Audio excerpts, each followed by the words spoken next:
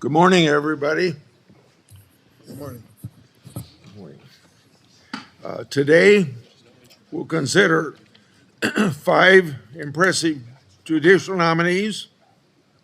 On our first panel, we'll hear from Whitney Hermendorfer, nominee for Circuit Judge for the Tennessee seat on the 6th Circuit. On our second panel, we'll hear from 4 District Court nominees, Joshua Devine to the Eastern and Western District of Missouri, Zachary Bluestone, Maria Lanahan, and Christian Stevens to be Eastern District of Missouri. I'm grateful to my colleagues, Senator Hawley and Schmidt, for agreeing to co-chair this hearing when I leave in a few minutes. The exercise of our constitutional advice and consent role for judicial nominations is one of the most important functions of our committee for the obvious reason that Article 3 judges serve for life, and the judges we confirm will impact the lives of Americans for decades to come. I'm pleased that the President has sent 5 strong choices to the Senate for our first hearing.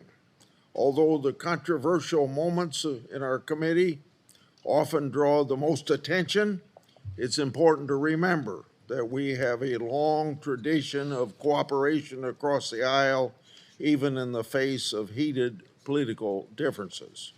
Over the last 4 years, the Biden administration put forward many controversial judicial nominees. Most would not have been the choice of any Republican on the committee, but elections, as we all know, have consequences. Despite our disagreements with their judicial philosophy, a substantial majority of the judicial nominees during the last administration received bipartisan support. And as my colleague on my left here, then he was chairman of the committee, Senator Durbin, quote, "We are proud of the fact that these nominees have bipartisan support. More than 80% of them received bipartisan support," end of Durbin quote. I'm proud of that as well, and I hope that we can have the same bipartisan support for highly qualified nominees before us. I worry that partisanship will hamper these efforts. Recently, the ranking member has raised the prospect of a blanket hold on U.S. attorney nominees. I hope that we can work together to avoid this.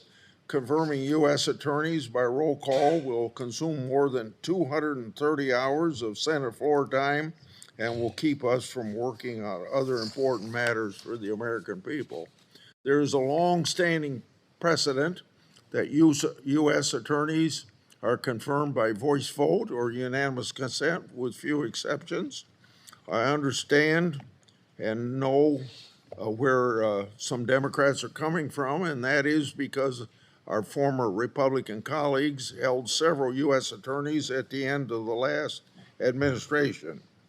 But make no mistake that this isn't what you can legitimately call a precedent for blanket obstruction at the beginning of an administration before even a single one of these 93 U.S. attorneys have been filled.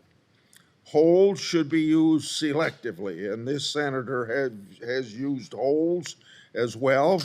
Blanket holds intended to wholly obstruct the confirmation process are misguided and threaten to undermine the Senate's advice and consent. As the ranking member said in the last Congress, if the obstruction of U.S. attorneys is carried out, I quote him, "public safety will suffer across the United States," end of quote. I agree with this sentiment and think that we should not place politics over keeping the Americans safe. The ranking member and I agree that, as he says, there cannot be one set of rules for Republicans and another set for Democrats. Or as I would like to say, what's good for the goose is good for the gander. But we're also shouldn't take a single senator's actions as setting precedent for statewide, Senate-wide precedent. This will result in an inevitable and destructive race to the bottom. As chairman and ranking member, I hope together we can agree to maintain the traditions so the Senate will work. We both remain committed to the blue slip despite pressure from respective sides. I hope that we can also remain committed to moving qualified U.S. attorneys efficiently and using holds only on an individual basis or as a last resort. Turning to our nominees now, today's business. We'll hear from 5 highly qualified lawyers. I'll leave it to the introducers to describe their qualifications in depth, but I'll briefly comment about the nominees to be circuit judge. Whitney Hermendorfer is uniquely impressive, even by high standards of this committee. She's clerked for 3 of the sitting Supreme Court justices. She was valedictorian of her law school, and she was co-captain of the women's basketball team at Princeton. After one hard-fought loss, her college basketball coach said simply, quote unquote, "She isn't afraid of anybody." Ms.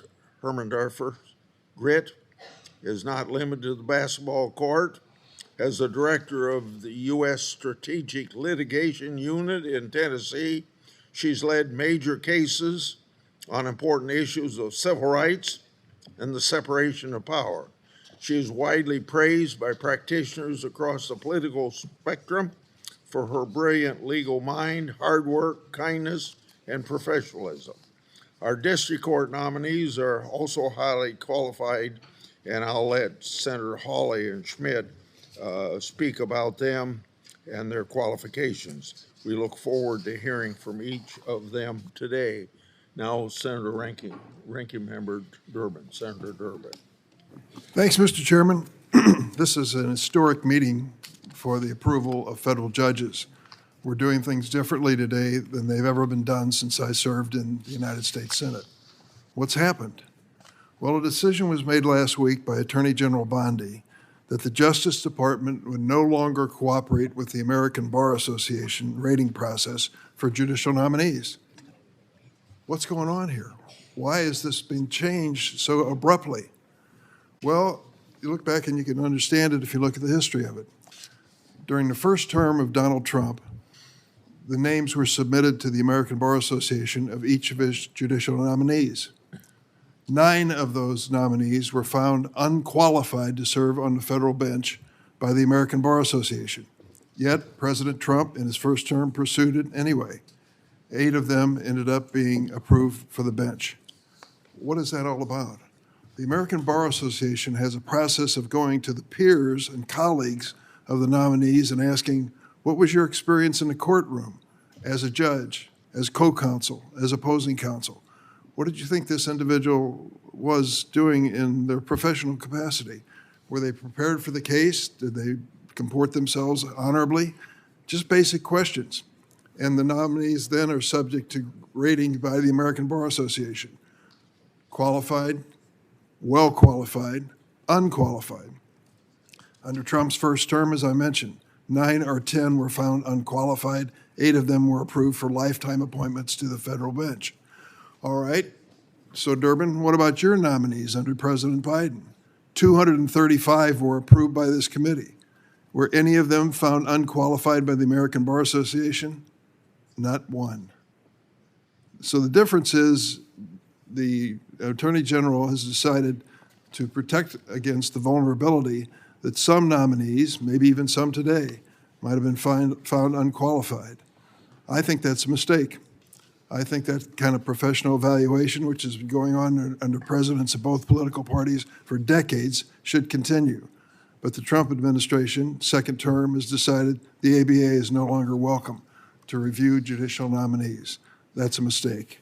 And then there's the Trump administration's rejection of the Federalist Society. The Federalist Society. I asked this question for 20 years, literally 20 years. What's going on here? Why is this the secret handshake of all the Republican nominees, that they belong to the Federalist Society, created by Leonard Leo and others? What does it mean?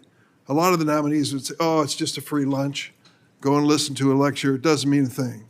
But it turns out to be a recurring pattern that if you're going to be considered as a serious nominee on the Republican side, you've got to be part of the Federalist Society. But guess what happened just recently? Last week, President Trump wrote on Truth Social, I quote, "I am so disappointed in the Federalist Society because of the bad advice they gave me on numerous judicial nominees," quote unquote from President Trump.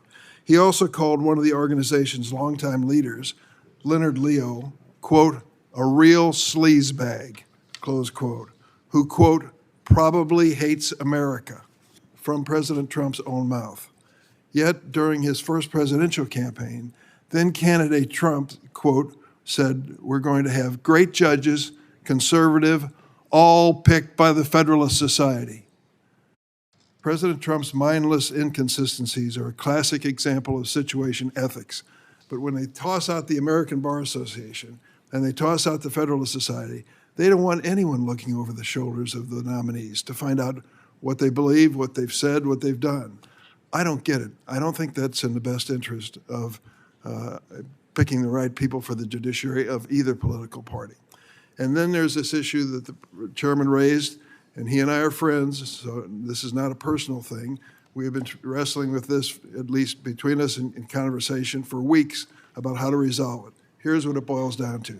Trump's first term, 94 U.S. attorney appointees, Democrats in majority in the Senate. Boy, that must have been a battle royal. It was not. They were all approved by voice vote in the committee, voice vote on the floor, because that was the custom and practice.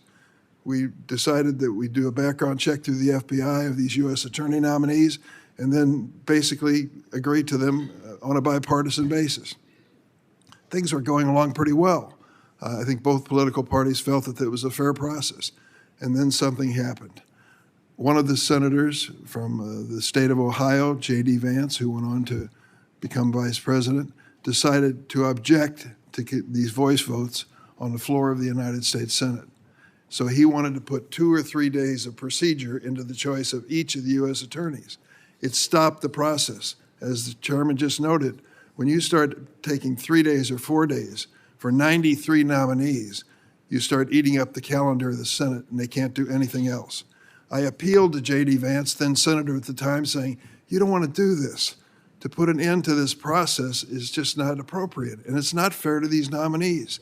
You're not objecting to any single person being unqualified. You're saying that every one of Biden's nominees has to go through a 3 or 4 day process on the floor. It's just unmanageable, and it's unreasonable. And guess what? The tables turn. There comes a time when you want to move these by voice vote, and we're going to have to say as Democrats, we're going to follow the Vance precedent. So it isn't just the fact that J.D. Vance started it, but I would go to the floor 4 different times asking for unanimous consent for him to reconsider this position. Don't do this. Stick with the original approach we used under President Trump, the first term, and President Biden as well. He would not budge an inch. And when he was off campaigning for vice president, a group of Republican senators, I'm not going to name names, but they're all a matter of record, joined on the floor to sustain this Vance precedent. I've been saying to Chairman Grassley, you expect me to just look the other way now? U.S. attorneys are coming before us, and I'm supposed to say, well, let's go back to voice votes again. One set of rules for Democrats, another set of rules for Republicans. That's the mess we're in. We can work this out, and we should. I've got a hold on one nominee from Florida. I've spoken to both Florida senators about it. It isn't personal. We've got to find a way out of this that is fair and bipartisan, and that we're going to stick with for both political parties. You just can't change the rules overnight, and that's what we're faced with. So, Mr. Chairman, this is more than just the ordinary meeting of the nominees to be considered by this committee. This is the first time no ABA involvement. The Federalist Society is now a suspect sleazebag group when it used to be the required approval before anyone's taken seriously, and we still have to resolve the mess left behind by Vice President Vance. I don't expect you to know this, but I had at least one conversation with a, You want me to hear you? yeah, but I want to tell everybody, or at least my colleagues here, that I had at least one conversation with one of the senators other than Vance that was holding up nominations because I thought this set a bad precedent. Maybe you and I can work it out, can we? I hope so. Okay. I do have a short rebuttal to what you said about the ABA. Okay. The ABA can still send letters to the committee, just like any other organization. But Attorney General Bondi's decision to no longer provide them special access to nominees is hardly surprising. For decades, Republicans have criticized the progressive bias of the ABA. These complaints aren't new and are why the Bush administration stopped conferring with the ABA to select nominees. Examples of bias by the ABA rating abound. Just last Congress, the ABA told us that the Biden appointee, Charnel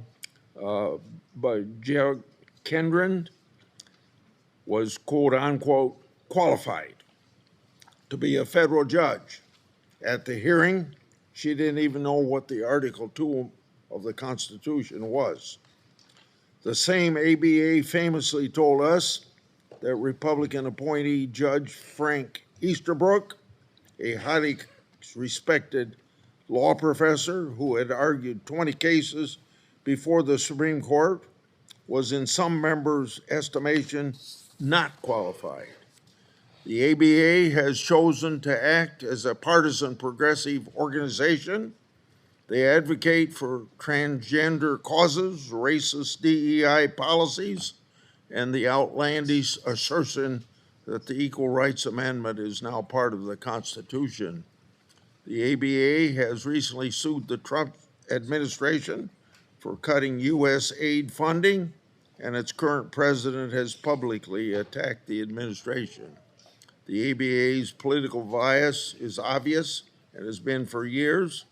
It's no surprise that the current administration doesn't trust the ABA to be a neutral arbiter of the nominees' appointments. Now we'll go to Senator Blackburn to introduce the nominee from her state. Thank you, Mr. Chairman, and I am absolutely so pleased to introduce Whitney Hermendorfer. She is President Trump's nominee to fill the vacancy on the Sixth Circuit Court of Appeals. She is his very first judicial nominee for his second term, and I am thrilled that we have such an outstanding and qualified nominee to come before us. Whitney is a native Tennessean. She grew up in the Nashville area. She attended the Harpeth Hall School, where she was a standout. And today we have a lot of those alums watching to see Whitney as she is here before our committee. She received her BA, magna cum laude, from Princeton, where she was co-captain of the women's varsity basketball team. She received her JD from George Washington University, and as you mentioned, Mr. Chairman, she graduated first in her class, and she served as editor-in-chief of the Law Review. So she is smart, she is athletic, she is well-rounded, she is accomplished, and that is repeated in her career. After she finished law school, she was an associate at Williams & Connolly, where her practice mainly involved appellate litigation and regulatory and administrative law. In addition, she has clerked for 4 federal judges, including 3 Supreme Court justices, Justice Alito, Justice Barrett, and then Judge Kavanaugh when he was on the D.C. Circuit. After clerking, Whitney joined Williams & Connolly again from 2021 to 23. In 23, Whitney also served as an adjunct professor at her alma mater, George Washington University Law School.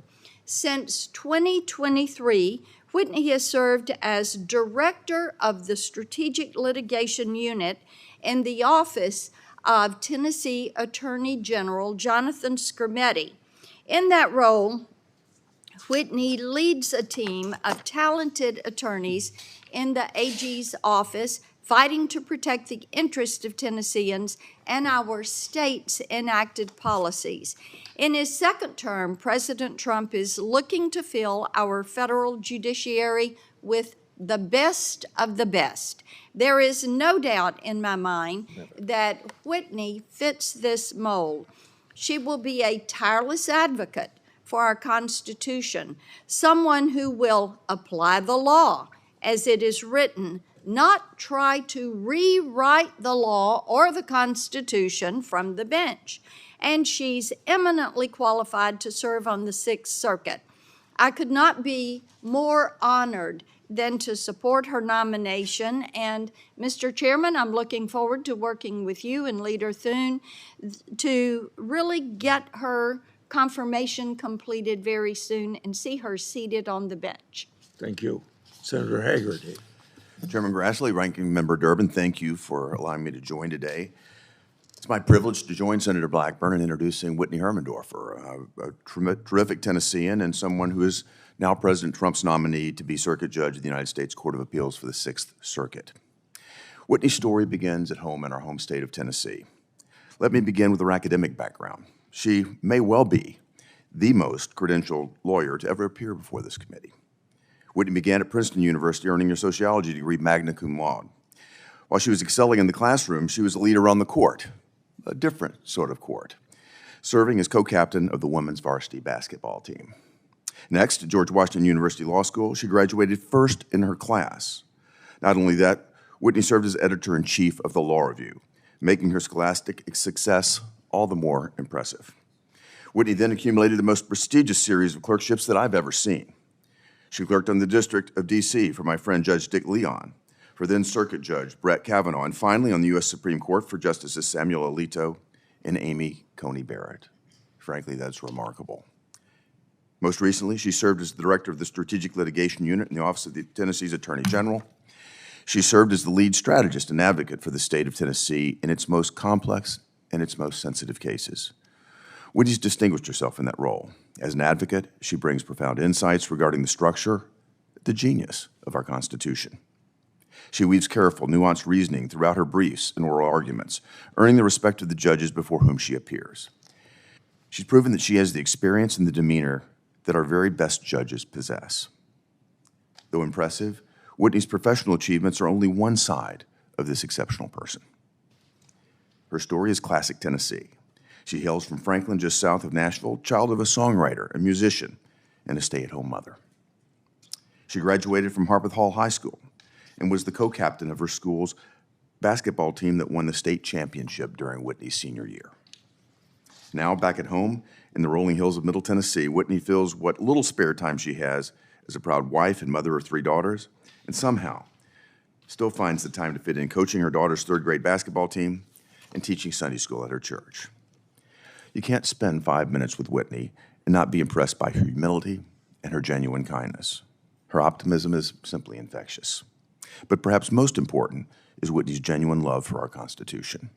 She understands the Constitution must be interpreted according to its original meaning, that its meaning doesn't shift due to changes in public opinion, nor the preferences of whoever it is that's sitting on the bench. Whitney is the very best and the very brightest that our nation can offer. I'm confident that Whitney will, if confirmed, administer justice without fear or favor and without preference to the poor or rich, the weak or the powerful. Whitney Hermendorfer is an outstanding nominee to serve in the Sixth Circuit, and I urge all my colleagues in the committee to quickly advance her nomination. Thank you, Mr. Chairman. Thank you, Senator Hagerty, and if you want to, you can stay or go, whatever you want to do. Now we're going to have Senator Hawley and Senator Schmidt, and we'll start with Senator Hawley. Thank you very much, Mr. Chairman. This is a great day for the state of Missouri. It is an honor today to introduce 4 outstanding Missourians who are being nominated by President Trump for the federal bench, and we're very proud of the fact that these are President Trump's first judicial nominees from the state of Missouri. Let me start with Missouri's Josh Devine, who is our current Solicitor General. Josh's experience as Solicitor General is wide-ranging. He has litigated in trial courts and appellate courts, in the state Supreme Court, in federal trial courts, in federal appellate courts, dozens and dozens, it may be hundreds of times by this point. And any way you look at his record, his success record, it's astounding. Just to quantify it in dollar terms, Josh, as Solicitor General of Missouri, has won in dollar terms. He has a $725 billion, that's with a B, billion-dollar win record for the state of Missouri, including a judgment against China for the harms caused to Missourians during COVID-19 of $25 billion. Josh comes to us from Yale Law School. He's been a clerk at the United States Supreme Court for Justice Clarence Thomas. He worked in the Missouri Attorney General's office, first as a Deputy Solicitor General, where I had the privilege to hire him in 2017, then here in the Senate as Chief Counsel to me, serving on this committee, and then back to the Solicitor General's office now in the state of Missouri. And he's done all of this while serving his wife and family, which is probably the most important service he's rendered. They're here today. His beautiful and brilliant wife, Elizabeth, and their 6 children. And I hope it's okay if I tell everybody that number 7 is on the way. So Elizabeth and the kids are all with us today, and we're so glad to have them. I'll just add one other note, which is something about Josh's personal fortitude. Just a couple of years ago, while he was in the midst of these very high-profile, high-intensity, high-stakes lawsuits, Josh suffered a catastrophic accident and was confined to a wheelchair. His early prognosis was he may not ever walk again. But Josh fought to regain his ability to walk, just as he has fought for Missourians in court day in and day out. And you'll see here in a moment when he walks to the table that he has now fully regained his ability. We thank the Lord for that, but we also look at his tenacity and the character that it displays. Like Josh Devine, Maria Lanahan comes to us from the Missouri Attorney General's office. She's a graduate of Gonzaga University, the University of Chicago Law School, and she has been a force as the principal Deputy Solicitor General in the state of Missouri. Here again, Maria's experience is wide-ranging, litigating in courts at every level, trial courts, appellate courts, federal courts, state courts. And she, before joining the Attorney General's office, she had elite federal clerkships. She served in private practice. She did in-house counsel work. I'm really taken with what Missouri Attorney General Andrew Bailey, who's here today, by the way. We welcome you, General Bailey. It's great to see you. Andrew said that Maria was, in his view, one of the finest legal minds in America and one of the finest legal minds he has ever served with. It's a delight to see Maria here today. Zach Bluestone, his legal career has taken him literally everywhere, and he has excelled everywhere he's been. He's had stints at Georgetown, the University of Oxford, Harvard Law. Zach is surely among the best educated lawyers that we'll see on this committee. He clerked on the 8th Circuit Court of Appeals. He has worked in all 3 branches of the federal government. He has significant trial and appellate experience in both federal and state court. He worked ably by my side in the Missouri Attorney General's office as we work to protect the Constitution and the law, and his record as a prosecutor is absolutely second to none. And finally, the Honorable Chris Stevens. I know Senator Schmidt will want to say a lot more about Judge Stevens, so let me just say briefly, we're so proud that he is a Missourian through and through. He's a 6th-generation Missourian who did his undergraduate work at the University of Missouri, graduated from the University of Missouri School of Law, spent 15 years as a federal prosecutor in our state. I'm told he's one of the best federal prosecutors we've ever had in the state of Missouri and is now serving ably on the bench in the state of Missouri. He was first assistant to Senator Schmidt, and he is going to make an absolutely terrific federal judge. I will just say finally, Mr. Chairman, in closing, these are 4 tremendously, immensely, superlatively qualified nominees. And I look forward to seeing them approved by this committee and confirmed in due course on the floor of the Senate. Thank you, Mr. Chairman. Thank you, Senator Hawley. Now, Senator Smith. Thank you, Mr. Chairman. It is a great day for Missouri, and it is an honor, special honor, to have the first 4 picks come from our state. I share that sentiment with Senator Hawley, and also I know it's a big day for them. It is also I feel like I can share in a little of that pride with all 4 having worked with me in the Missouri Attorney General's office at different times and different tenure. These nominees also have something else in common. If you look at their legal experience, it's marked by exemplary public service to the people of Missouri, protecting their liberties, protecting their safety, and upholding the rule of law. I'm so proud of their careers that they've led, that has led them to this day, and that President Trump has made such spectacular picks for these important positions. They are among the finest judges. They will be among the finest judges on the federal bench. I'm confident of that. They each also have the highest moral and intellectual fiber. They each possess great experience, wisdom, and judgment. But rather than lumping them all together, let me introduce them briefly individually. Chris Stevens, who now serves as a judge, has dedicated his life to keeping Missourians safe and promoting law and order. He's a judge currently at the Missouri Court of Appeals for the Eastern District. He was my first assistant attorney general, and before that was my criminal chief.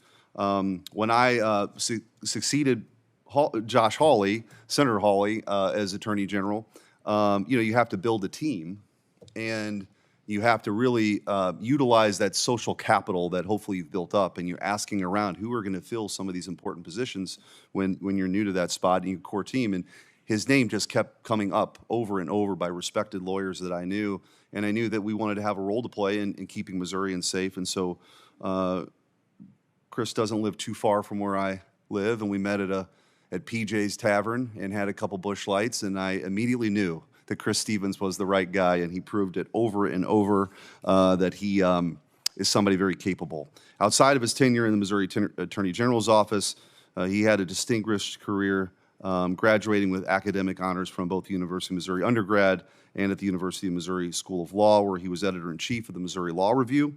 Judge Stevens clerked for Chief Judge Bowman II on the United States Court of Appeals for the 8th Circuit and entered private practice at Bryan Cave before serving as an assistant U.S. attorney for the Eastern District of Missouri for 15 years. And as Senator Hawley mentioned, one of the most accomplished federal prosecutor we've seen in generations. He was then a partner at Armstrong Teasdale. After working at the Attorney General's office with me, Judge Stevens joined the Missouri Court of Appeals, where he's been a judge for 4 years now. He is a great husband to his wife, Lee, and a great father to his children, a devout Catholic. I am confident that Chris Stevens does the right thing every single time, and I'm very confident he'll be a great federal judge. Maria Lanahan has dedicated her career to a life of public service as well. I had the pleasure of hiring Maria at the Missouri Attorney General's office, first in the Solicitor General unit, which was then led by United States Solicitor General John Sauer, which we're also proud to call a Missourian as well. As first Deputy Solicitor General in my office, Maria's determination, focus, and pursuit of the truth helped her excel in protecting Missourians' rights, reining in the excesses of big government, and defending the state in court. Maria attended Gonzaga University, where she was a member of the Gonzaga women's basketball team and graduated summa cum laude from there.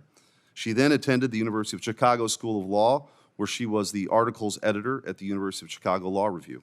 She clerked for the Honorable Brian Zara and the Michigan Supreme Court, on the Michigan Supreme Court, before clerking for the Honorable Raymond Grunder, who I also see here today, on the United States Court of Appeals for the 8th Circuit in St. Louis. Maria worked for Thompson Coburn in Charter Communication as litigation counsel. She has been a rock star in the Missouri Solicitor General's office for the past 5 years. Maria has great legal experience in the private sector, in-house, clerking, and in government. Maria is incredibly active in the St. Louis community, coaching youth basketball as a big sister in the Big Brother, Big Sister of Eastern Missouri, supporting her local parish, and in helping provide local educational opportunities for St. Louis youth. Maria is a great wife to her husband, Michael, who's here today, a great mother to their children, and also a devout Catholic. With her moral character, academic success, professional experience, and legal acumen, she's going to be a terrific and great addition to the Eastern District of Missouri. Welcome, Maria.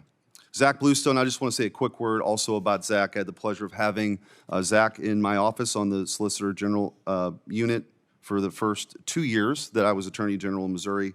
He went on to the U.S. Attorney's Office, has done great work there. He's intelligent, has all the credentials, Georgetown, Oxford, Harvard Law.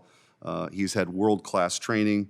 His time as a lawyer has been marked by nothing but success. He also clerked for Judge Grunder in the 8th Circuit Court of Appeals, worked for Senator Jim Talent and Senator Orrin Hatch, a former chairman of this committee. He served with distinction in the U.S. Attorney's Office for the Eastern District of Missouri for the last 5 years.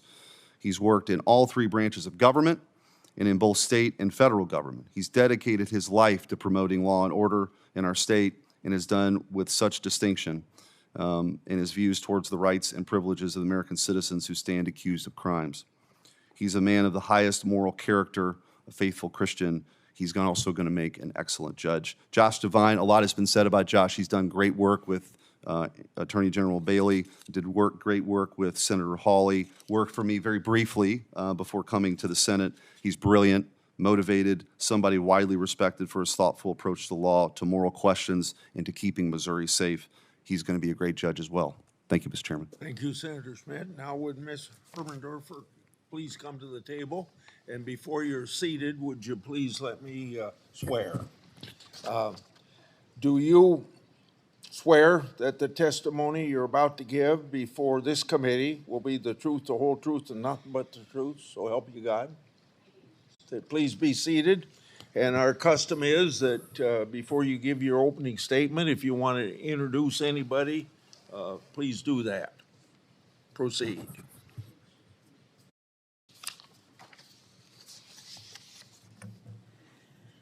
Thank you so much, Chairman Grassley. Good morning, Ranking Member Durbin, members of the committee. Thank you so much for scheduling this hearing to consider my nomination. Thank you also to Senator Blackburn and Senator Haggerty for the very generous introduction and for your support. I'd also like to thank President Trump for the great honor of this nomination. I have here my family with me, my wonderful husband, Greg, our 3 daughters aged 9, 5, and 2. They have so far so good girls. If they make it through the introduction, that's a win from my perspective. My parents, Cliff and Leslie Downs, are also here. My father-in-law, Wayne Hermendorfer, is with us as well. My mother-in-law, Carol, is home helping watch our dog, which is an important member of our family because he keeps my husband company in a house full of girls otherwise. We have a dear friend, Jess Black, also with us. Family watching at home in Nashville.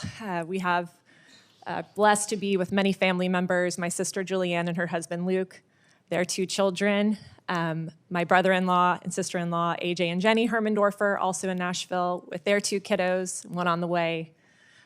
So many family members have given me support throughout my life, as have so many members of the legal community, coaches, teammates, teachers, colleagues, mentors, of course, the judges for whom I've clerked. I can't express enough the gratitude I feel for their mentorship and support throughout my legal career, and I'm just so honored to be here. Thank you so much. Are you done? You got an opening statement? I was told to keep it brief, so that's what I tried to do, Chairman. Okay, then we will go to questions. You've obtained clerkships. It's an impressive accomplishment for a young lawyer to be before Supreme Court clerkships. It's a mark of great academic distinction. It seems to me, without knowing all the history of clerks, that you're kind of in a category all by yourself, having clerked for 3 sitting Supreme Court justices, 1/3 of the court. What lessons from your clerkship will you take to the bench if confirmed as a circuit judge? Clerking for the distinguished jurist for whom I clerked was a tremendous honor, something I never anticipated I have the privilege of doing. I learned, Chairman, the importance of the judicial process. We have a deliberative judicial process and an adversarial system for a reason. We receive briefing, we hear argument from the parties, the jurists discuss issues with their colleagues, and through that process, the correct rule of law emerges, and that is what is to be followed. And that might sometimes diverge from how you originally thought a case might come out.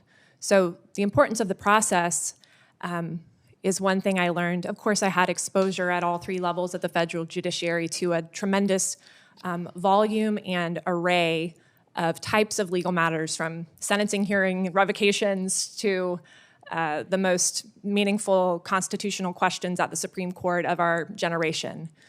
So I learned that each case no matter its importance to the nation, is important to the parties and should be treated with respect and care.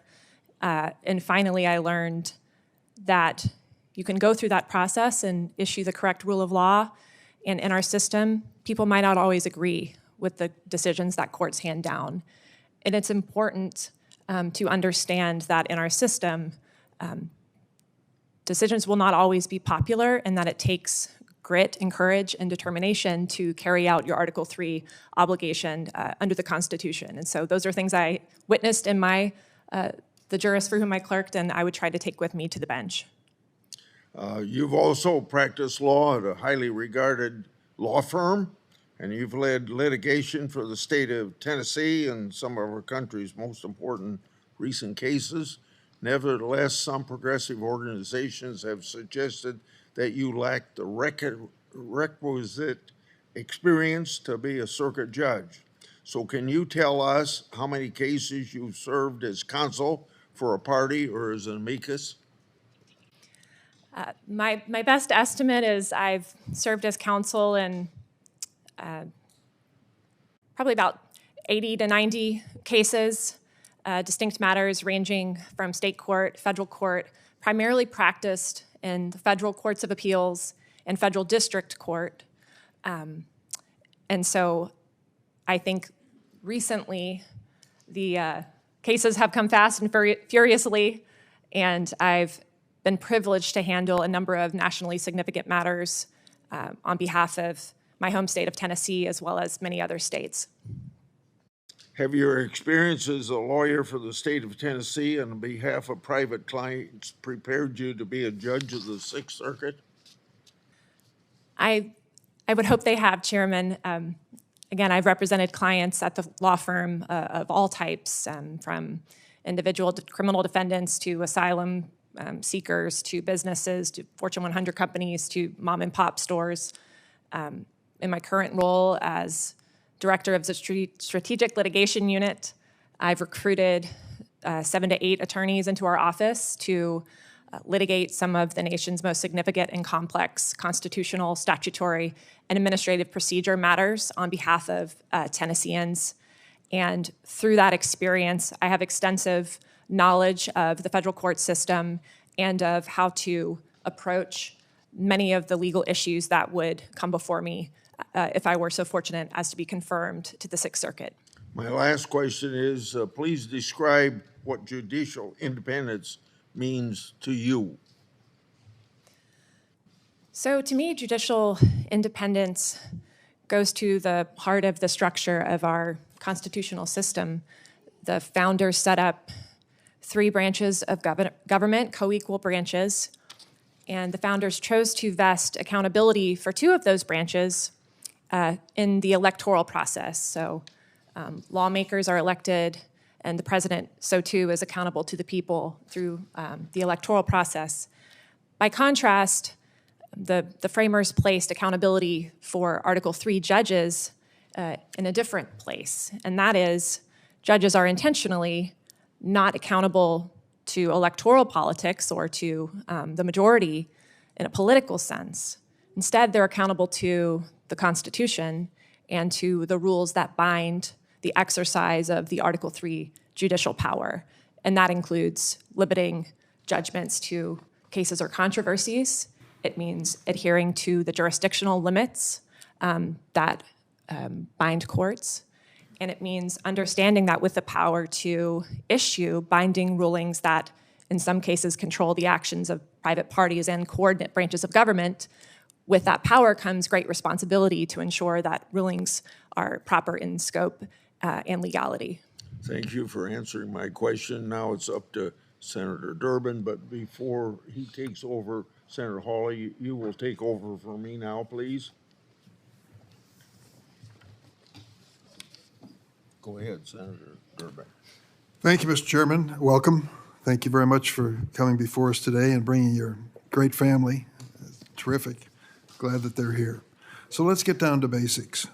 Under Article 3, is your loyalty to the law and Constitution or to the president who nominated you? Under both Article 3 and Article 6, the constitutional oath, the oath is to faithfully follow the laws that apply in a given case. And the Constitution? Absolutely. Is the executive branch required to follow the orders of a federal court?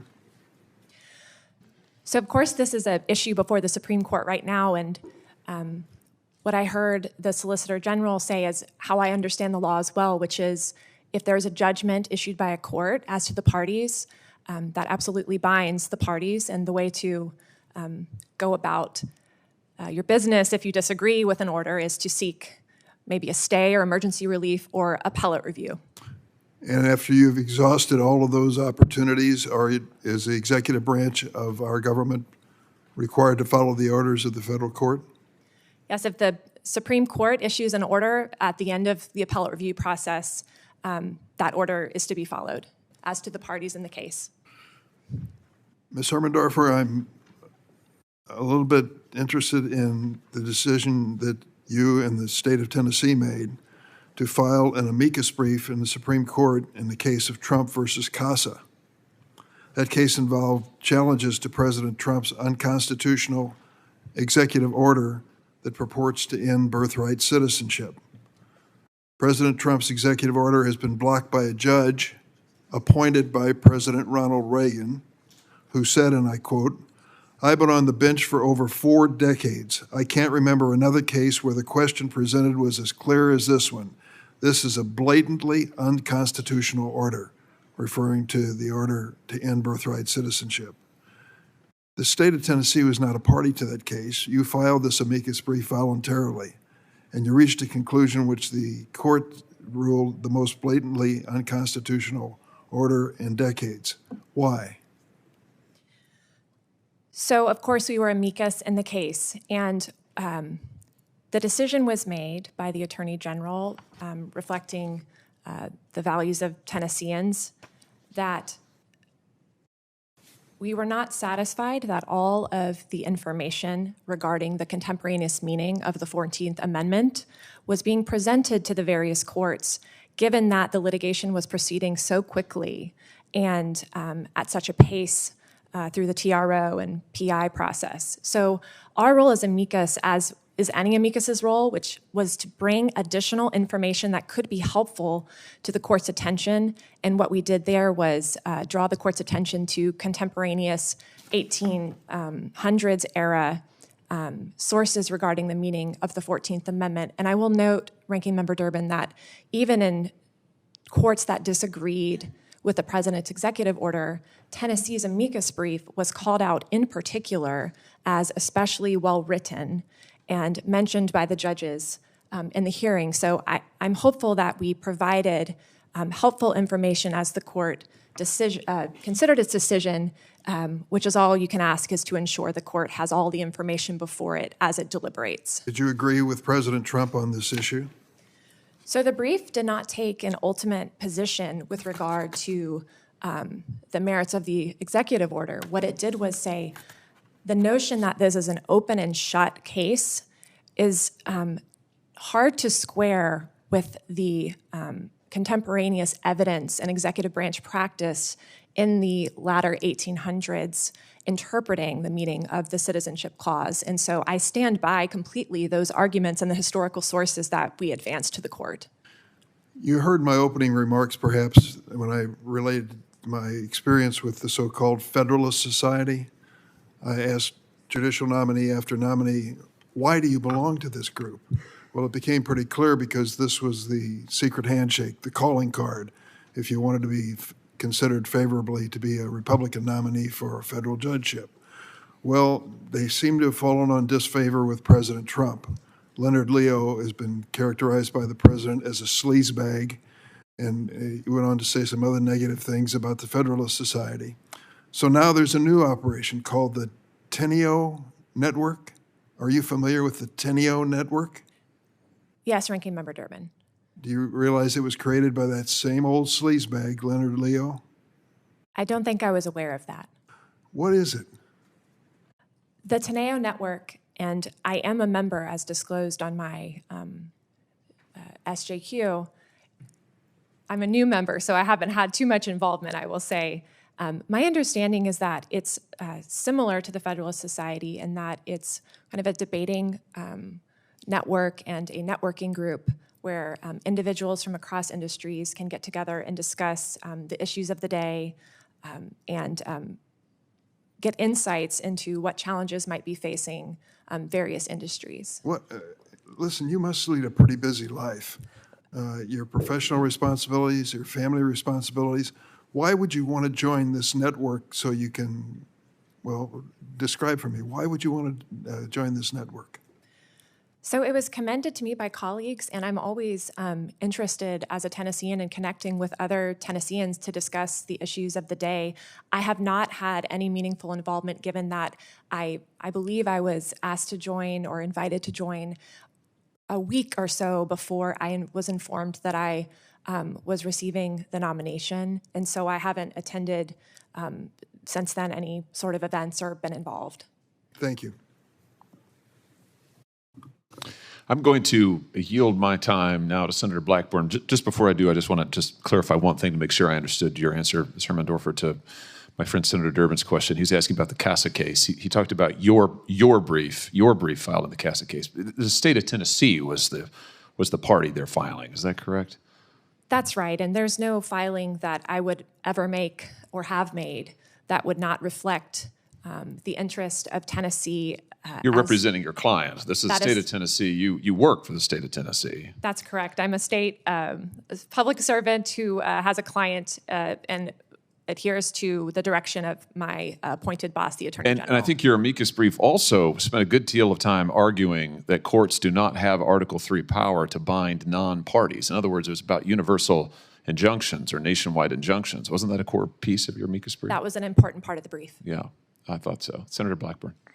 Thank you, Mr. Chairman, and I have 3 letters I want to submit for the record before I begin my questions. One is from Tennessee Governor Bill Lee, and then a letter from 24 state attorneys general, and also a letter from Tennessee Attorney General Jonathan Skrmetti. Without objection. Thank you. And to Chairman Durbin, I'll be happy to talk with him about the Teneo Network. My son and his wife and so many outstanding young individuals really benefit from that. It's been beneficial in their life. So I'll be happy to enlighten you at a future time. I want to also mention, and for all of our nominees, my Democratic colleagues ask nearly every nominee this Congress whether the executive branch must follow court orders. And then they attack the nominees if they don't give a categorical yes or a no because the question is nuanced and it's academic. Now, yesterday we had a hearing on overreach of district court judges and the universal injunctions. Now, my colleague Senator Kennedy posed essentially... I deny everything. You can't deny this one, buddy. And so he posed essentially the same question to the panel, asking whether they would advise a client to defy a court order. Professor Shaw was the witness for the Democrats, and here is how she answered, and I'm going to quote her. I would not rule out ever the possibility that a sufficiently egregious order, there should be some consideration if there's some way I think it's a qualified answer yes. In an extremely narrow band of cases, I think it would be considered yes, end quote. So the Democrats' own witness at yesterday's hearing on the issue of judicial overreach disagrees with them. I suggest when nominees are asked this question that is intended to be a gotcha question, that they just refer back to Professor Shaw's answer.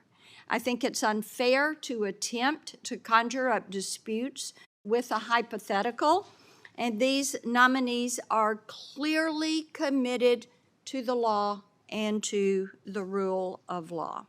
Ms. Hermendorfer, I am so pleased that you are before us. I want you to just lay out for this body why you are qualified to serve on the Sixth Circuit.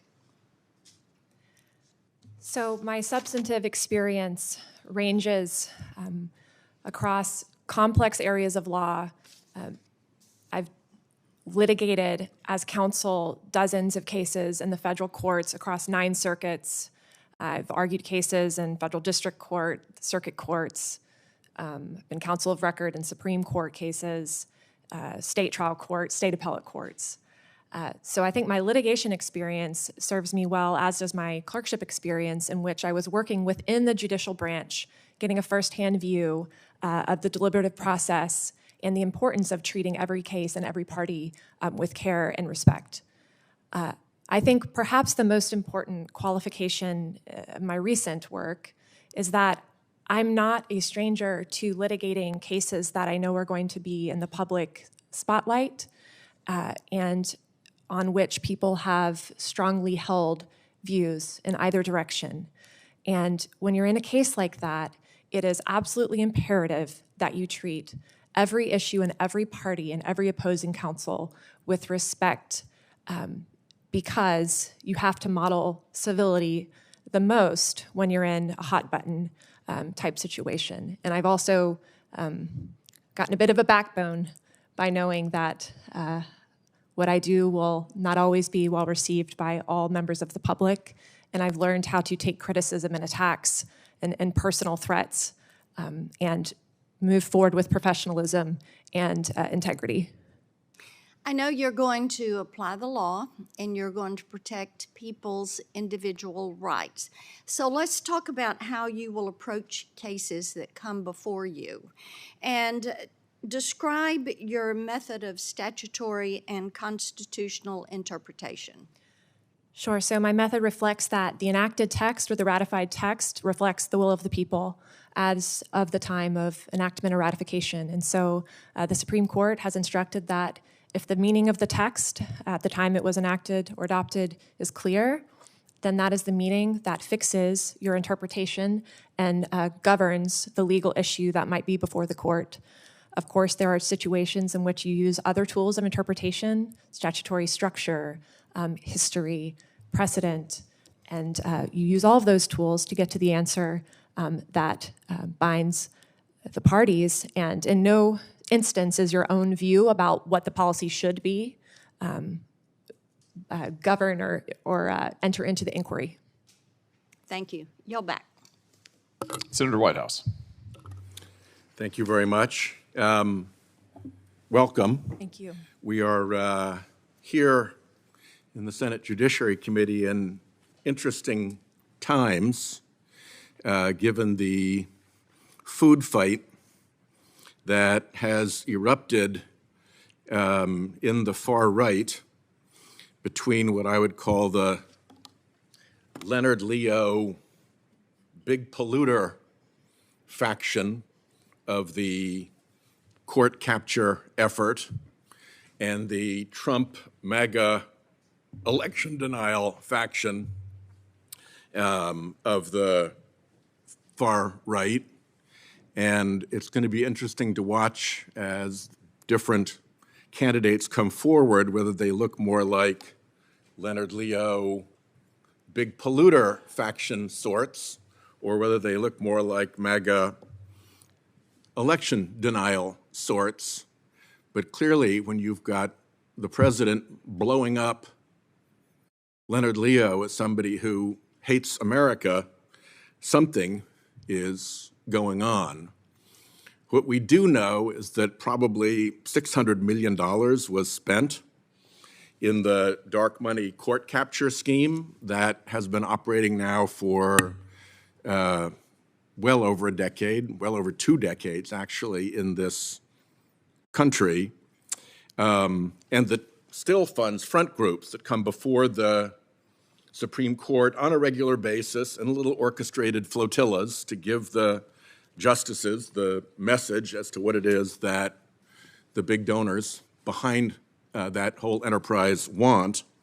And it may be that what President Trump is beginning to notice is that the justices that he put on the Supreme Court are actually more responsive to the Leo polluter operation than they are to Trump and his MAGA allies. If you look at the record, the fossil fuel industry essentially wins every time something important to them gets before the Supreme Court. And Trump is not winning every time. And it may have come to his notice that there's a bit of a difference between who's winning all the time and who isn't. And there's every reason to believe that during Trump 1, Leonard Leo and Don McGahn, who was his White House legal counsel, were actually operating for the benefit of the Koch brothers and the big polluters, that side of the operation, and that's where the loyalty and the policy fell. There doesn't seem to be any doubt any longer that this, in fact, was a political operation. Just recently, the Wall Street Journal, which has long been the mouthpiece of the Leo polluter side of this current squabble, published an interview declaiming that those judges have achieved goals for the conservative movement that have been on the agenda since the 1970s. They're trying to make Trump happy with the decisions that he made and to reassure him that this is a really big Trump achievement, whereas Trump and some of his allies are starting to recognize maybe this wasn't such a Trump achievement after all. Maybe he's the one who got played in this game. Maybe all those front groups that are appearing before the Supreme Court in those little flotillas and are getting those wins are actually reporting to somebody completely else than Trump and Trump world. So this is indeed very interesting times. You are affiliated with the Teneo group, which is a Leonard Leo group. Interestingly, in the recent hearing that my colleague just referred to about the newly discovered shock that there are national injunctions going on here, the two Republican witnesses, one sat in a chair paid for by Leonard Leo and his Marble Trust operation that he runs, $1 billion slush fund for him from a billionaire, pretty sweet deal. And the other one wouldn't answer where his chair money came from. It got laundered through Donors Trust, the so-called ATM of the far right, and he wouldn't even answer whether he knew or not where the money for his chair was coming from. So my default proposition is that if he won't say, it probably is also Leonard Leo and the Marble Trust operation. So even in our hearings right here, we have this very potent internal food fight between the Leo polluter faction and the MAGA election denial faction. And I just wanted to take my time and point this out because I think it's highly revelatory about what has been done to the judicial branch of government by the far right. Thank you, Chairman. Senator Schmidt. Thank you. I want to first say a brief word on the judicial nomination success that just happened within the last week that we led right here in this committee, kicking the woke, failed American Bar Association out of its privileged spot in the judicial selection process. In March, I sent a letter along with 4 other members of this committee informing the American Bar Association that we would no longer consider ABA recommendations on pending legislation or nominees, crippling their role in the Senate's piece of the judicial confirmation process. Last Friday, Attorney General Bondi joined our cause, telling the ABA that it would be treated no differently than any other leftist activist group in the DOJ piece of the judicial confirmation process. I invite the rest of my colleagues to join this important cause. The ABA is an ideologically captured institution, and it has failed in its core mission. While the ABA stayed silent during the weaponization of our justice system under Merrick Garland and Joe Biden, the ABA now has something to say on nearly every policy position by the Trump administration. Beyond that, the ABA has embraced cultural Marxism by forcing its DEI and woke initiatives on law schools across the country. When we look at these videos from law school graduations, we see activists, not lawyers, not future jurists, not people who can keep our streets safe. And this is downstream from the disastrous policies put in place by the American Bar Association. The American Bar Association is also biased in its judicial selection process against Republican presidents' nominees. It is high time for us to completely sever our link once and for all. This committee should treat the ABA no differently than any other leftist activist group in our internal process for future legislative recommendations. And I applaud Attorney General Bondi for taking this pivotal step at DOJ. Ms. Hermendorfer, with that being said, I see that you were a member of the ABA while in law school. It's okay, we all make youthful indiscretions. I'm not gonna hold that against you. I've seen a lot of resumes in my previous job and in this one, and it's very impressive. I think the breadth and the range of your experience, who you've had a chance to work with, who you've got a chance to sort of be mentored by, now in your role playing a similar role in mentoring lawyers and taking up important causes in Tennessee. That experience spans from, administrative law and free speech cases that often would come before the Supreme Court. I think it's important to point out that in many ways that breadth of experience can compare very well to somebody with maybe a perhaps more narrow focus for a longer period of time. In that experience, how do you think you bring that to this position that you're being nominated for, a very important position, that experience you've had?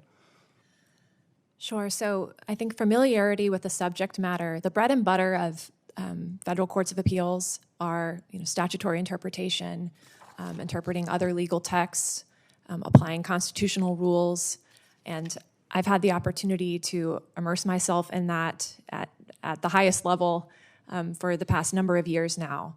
And so I think familiarity with the subject matter allows you to immediately come in with confidence and carry out your Article III role in deciding what the cases require holding.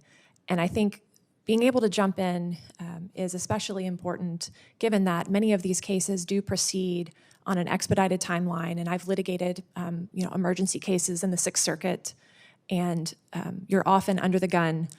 And I think my practice has been very fast-paced, preliminary injunction motions, emergency appeals. And so that pace and complexity combined will, I would hope, suit me well to make an impact and help the court discharge its duties. I think, given the uniqueness of your background and the number of, justices on the Supreme Court that you've had a chance to work with, what would you say what experience specifically would you say you've drawn from any one of them as far as decision-making or temperament? I think humility is one thing that really comes to mind.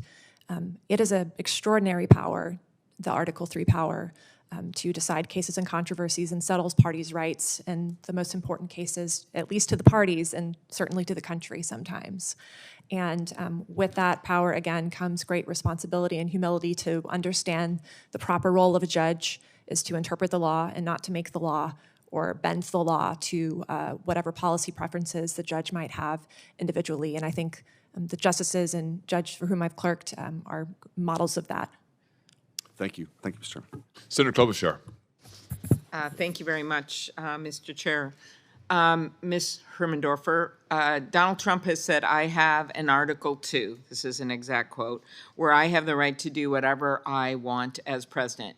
You filed a brief supporting his ability to fire Inspector General, and in another brief you supported his attempt to undermine Congress's authority to create independent agencies to protect consumers, writing, Humphrey's branch-busting reasoning was wrong the day it was rendered.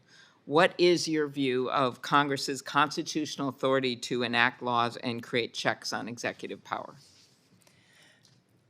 So I was, of course, an advocate representing a client in all of those briefs. My current understanding of the Supreme Court's precedent with regard to the president's removal power is that when it comes to principal officers, so that would include heads of independent agencies, the president, if that officer is exercising, in the language of Collins versus Yellen, significant executive authority, that officer must be removed by the president no matter the size or role of the agency.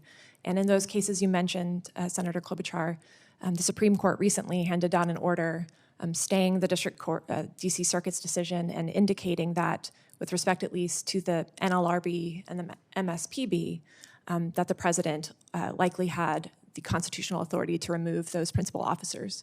And Inspector Generals, you believe the same principle applies? So there are lines of cases discussing inferior officers. There is a dispute in the Inspector General's case about how to characterize Inspectors General. If they are indeed characterized as principal officers, then under the reasoning of the Supreme Court, there would be reason potentially to think that the Supreme Court's rule in Celia Law and Yellen might govern. There are separate lines of authority for certain inferior officers. I stand by the positions in the brief and wouldn't want to otherwise prejudge the merits of any controversy that could come before me as a judge. Okay, let's go back to your work as Tennessee attorney in the Tennessee Attorney General's office, where you defended the state's near total ban on abortion, which does not provide any exceptions for rape or incest. The law also contained a narrow medical necessity exception that chilled doctors from providing patients with the care they need. Isn't it true that, as a 3-judge panel in Tennessee noted, the record was, quote, replete with examples of abortion care being denied in health and life-threatening situations, despite the state conceding that the medical necessity exception would have entitled them to care under Tennessee's medical necessity exception? So the decision of the 3-judge panel at the preliminary phase was that the law should be interpreted to require and allow certain abortions provided in serious medical situations. Those included the ones laid out in the order, things like premature, previable, rupture of the membranes, insufficient cervix. And so what the state had argued was the statute that Tennessee adopted used the same language that was used and approved by the Supreme Court in the Casey, Planned Parenthood versus Casey decision. And so it was always the state's position that the language allowed abortion care in those serious scenarios, and that is what the court held, and that's what the court held as a temporary injunction matter. Okay, so I actually met one of the plaintiffs, Rebecca Milner. She had suffered preterm premature rupture of membranes. Her baby was unlikely to survive, and continuing the pregnancy put Rebecca at risk of potentially life-threatening infection. Yet because of the law, her Tennessee doctor denied her the abortion care she needed. As a result, she traveled to Virginia. She developed an infection the doctor said resulted from the delay in care and required emergency treatment for sepsis. Given you argued the court should uphold that law, even if it didn't work to protect her health, what would you say to litigants who question that you can be even-handed in applying the law, including to women trying to vindicate their rights? So what I would say is you can read the brief and read the positions that Tennessee took in that case and that I represented on behalf of my clients, and that was there were many serious medical scenarios in which abortion under the text of the law would and should be permitted. And I would say that we were carrying out the will of Tennesseans to have that type of life or health exception, but at the same time to vindicate a constitutional state amendment that makes clear that there is no otherwise non-medical right to an abortion under state law. One last question. Stephen Miller has said publicly that the White House is actively looking at suspending the writ of habeas corpus, and, quote, a lot of it depends on whether the courts do the right thing or not. Conservative law professor Jonathan Adler said, the White House can look at this question all at once, but it is ultimately up to Congress whether the writ should be suspended. Do you agree that only Congress can suspend the right to habeas corpus? So I think, as you mentioned, that is a issue that is under active consideration by the political branches and could very well come before me if I were confirmed as a judge. So I think in prudence, as a judicial nominee, it would not be appropriate for me to pass on the validity of any such arguments. Okay, thank you. Senator Lee. Thank you, Mr. Chairman. And thank you, Ms. Hermendorfer, for being willing to be here today and to be considered for this position. I want to get to questions in a moment. I do want to respond to a couple of assertions that have been made at this hearing already, some involving the American Bar Association and some involving the Federalist Society, an organization that I've belonged to for the better part of the last 30 years. Look, the Federalist Society is not an advocacy group. It does not advocate. It's regarded by many as a conservative group, and that's fair because a lot of its members happen to be conservative. But its events, unlike most American law school classrooms, are open to people of all viewpoints. In fact, the panel discussions that it routinely sponsors, as a matter of course, do have multiple views represented, differentiating it from many other organizations, including ABA-accredited law schools, including ABA discussions themselves. The American Bar Association, I would add, is about as independent, about as nonpartisan, is about as ideologically even-handed as the Democratic National Committee. Now, the fact that the ABA first had an official role is itself stunning and alarming that it continued that long. The fact that it no longer plays an official role in this is appropriate. It's never appropriate in my view, particularly once the ABA decided to be a leftist organization, to be the lawyers' wing of the Democratic National Committee, has made this inappropriate. But if you want to attack the Federalist Society, look no further than the fact that the ABA is itself an advocacy organization. The Federalist Society is not. So what? It provides an open forum for discussion among lawyers and law students, open forum in which multiple viewpoints are in fact welcome. It's not an advocacy organization, quite unlike the American Bar Association in that regard. Ms. Hermendorfer, you've accumulated a really impressive array of clerkships. It almost seems greedy to me that you've clerked for now 3 members of the current U.S. Supreme Court, and very admirable that will serve you well. During that time, you've had the opportunity, clerking for no fewer than 4 federal judges/justices, to observe the role of the judiciary. How would you summarize your judicial philosophy?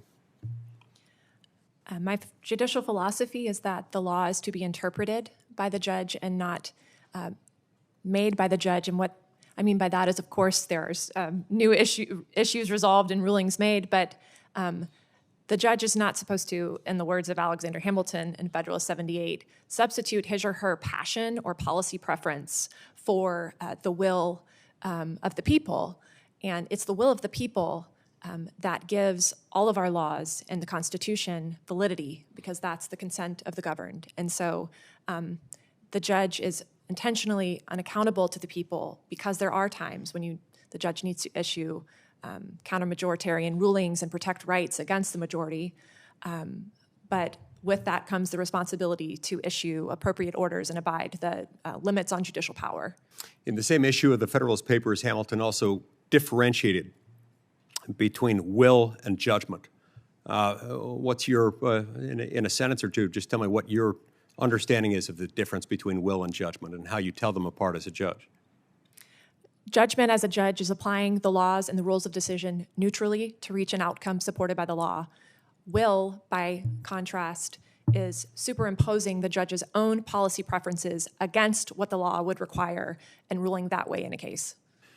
When interpreting the text of a federal statute, which will often be your role as a judge on the Sixth Circuit, you'll have to decide what it means.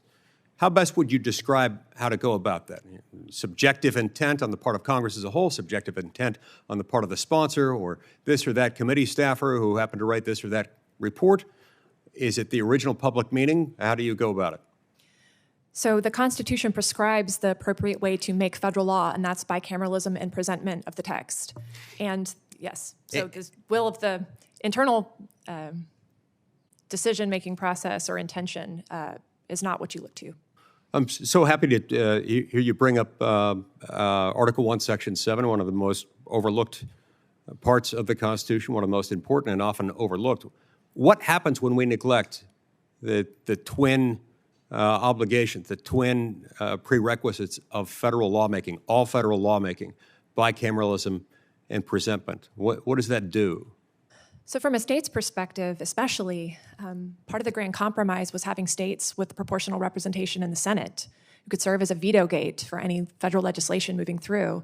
When you instead bypass that process and issue federal rules that are not reflective of the Democratic branches, bicameralism and presentment, you have a situation where the people and the states are cut out of the political process and subjected to rules that they don't necessarily have accountability for. I tend to believe, I'll wrap up now if I can just finish this thought, Mr. Chairman. I tend to believe that most of the problems in the federal government, most of the contention around it, most of the discord that you see, most of our national debt, most of our sprawling regulatory system, all emanates from a deviation from the Constitution's twin structural protections. The vertical protection we call federalism, the horizontal protection we call separation of powers, and within the legislative process, our deviation from this concept of bicameralism and presentment being the indispensable condition precedent, the without which not of the legislative process. We now have 100,000 pages of new law made each year by unelected, unaccountable bureaucrats, accountable to no one, imposing legal obligations that if you don't obey them will fine you millions of dollars, will shut down your business, can't even send you to prison, all without the assent of either house of Congress, much less both, and without presentment to the president. This is wrong, and this is why you and others who have litigated some of these issues are right to point out the problem with so-called independent agencies. They lack, under the Constitution, any proper role in the lawmaking process that bypasses Article 1, Section 7. Thank you. Senator Coons. Thank you very much. Ms. Hermendorfer, thank you for your service in the Tennessee Attorney General's office, and congratulations to you and your family for your nomination. As you may know, I am not a reflexive no vote on nominees of a president of the other party. I've supported President Trump's judicial nominees in his first term when they had the qualifications and experience for the job and the character and the independence to carry out the role of a judge, particularly a circuit judge, with integrity.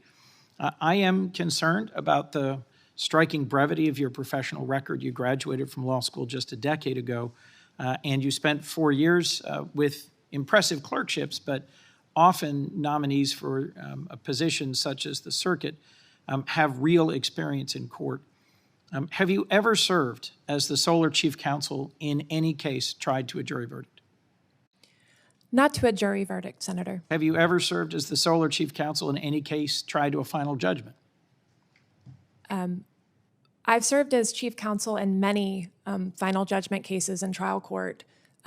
If you mean a bench trial, I'm sorry, I don't understand. A bench trial would be no, but final judgment, yes. How many direct examinations have you personally taken in federal court? As an appellate lawyer, I don't usually take direct examinations, and the answer is 0. How many cross-examinations have you taken in federal court? None. How many depositions have you taken? Again, as an appellate lawyer, that's not really part of my practice. How many depositions have you defended? I have not defended depositions. How many federal appellate oral arguments have you presented? Federal appellate oral arguments, that would be 4. And how many Supreme Court oral arguments have you presented? None, though I've second chaired and been counsel of record in Supreme Court matters. I'll just point out that the jurist you've been nominated to replace, Judge Jane Straunch, had 31 years of legal experience under her belt when nominated to this position in the Sixth Circuit.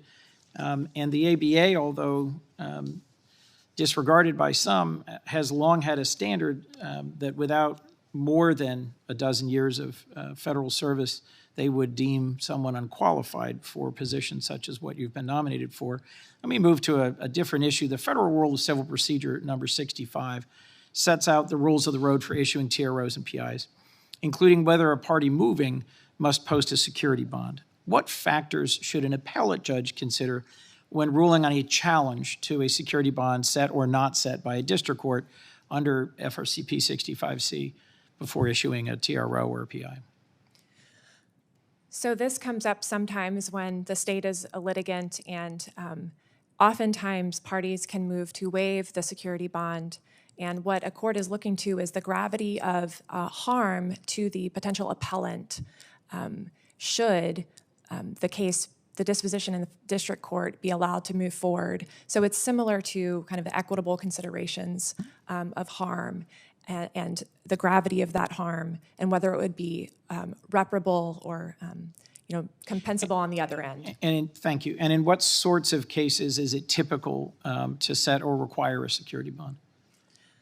So I think cases in which there's going to be financial exposure, for example, on behalf of an appellant, could be such a case where a bond might be posted. Contract case or a case involving infringement of a patent or something like that. Does your analysis change if the matter is a constitutional case brought by a private plaintiff against allegedly unconstitutional actions of the federal government? So it's, I would have to take each constitutional violation and ruling on its own terms and wouldn't want to prejudge, but the equitable factors, of course, would be the ones that I would apply in such a situation. How would you set a bond for something as foundational as a violation of the Constitution? I'm not sure I could answer that in the abstract, Senator. And I'm not sure district court judges could answer that either. What tools does the Sixth Circuit or any circuit have to enforce its judgments if you were confirmed and a party disobeys an order of the Sixth Circuit, perhaps even one you wrote? What would you do? Well, I know that there are mechanisms by which, of course, judgments are entered and executed and enforced through federal district courts. And what are those mechanisms? Well, the federal district court sometimes can issue contempt rulings, for example, that are appealable. And, if you're talking about warrants or orders of those sort, I know the U.S. Marshal's Office has some sort of involvement in that. But I confess this hasn't been part of something that I've litigated. And when would you feel you'd met the standard to call in the marshals to execute your judgment?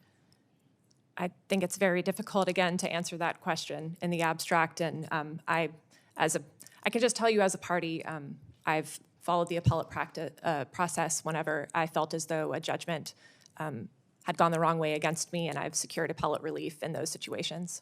Last question. What would you do if the U.S. Marshals were to disobey and refuse to execute the judgment of the circuit court if they were instructed by the DOJ to stand down and to refuse to implement an order of the court?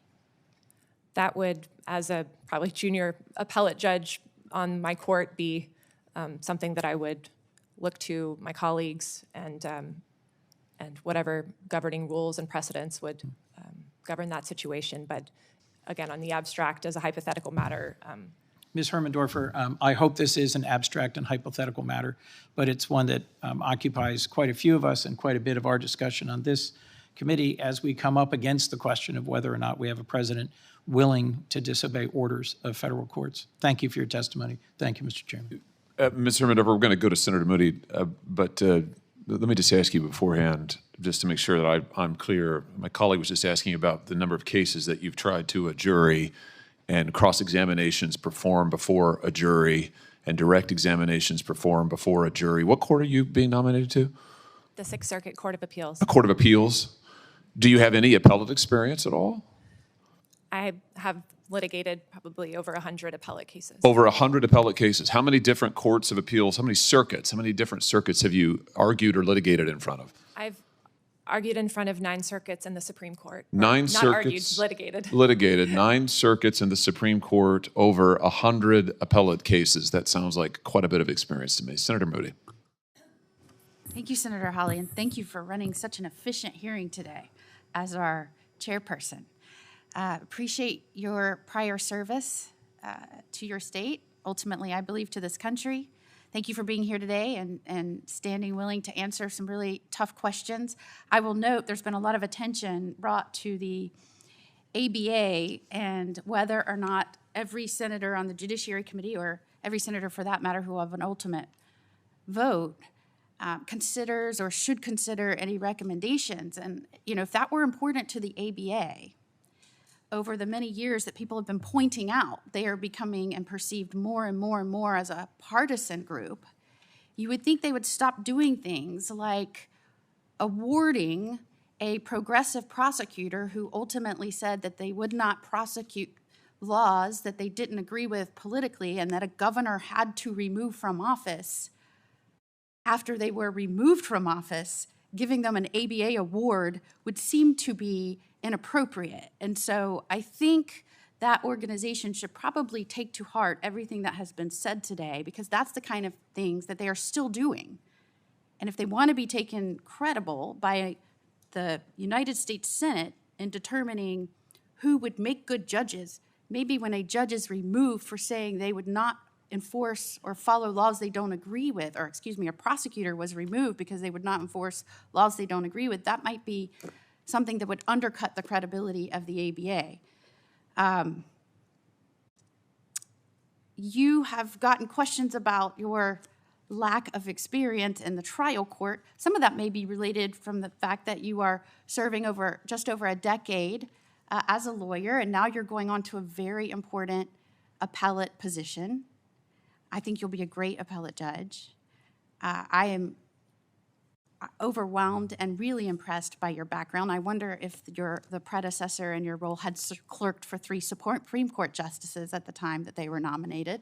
I doubt it. I was a young judge when I became a judge. I served over a decade before I became the Attorney General and now a United States Senator.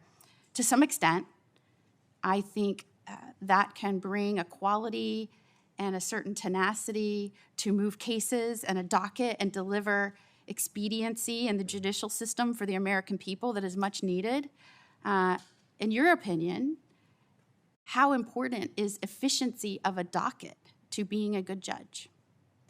So as a party who's often seeking relief from courts, efficiency of the docket goes to the heart of the fairness and integrity of our judicial system, because everyone's heard the saying, justice delayed is justice denied.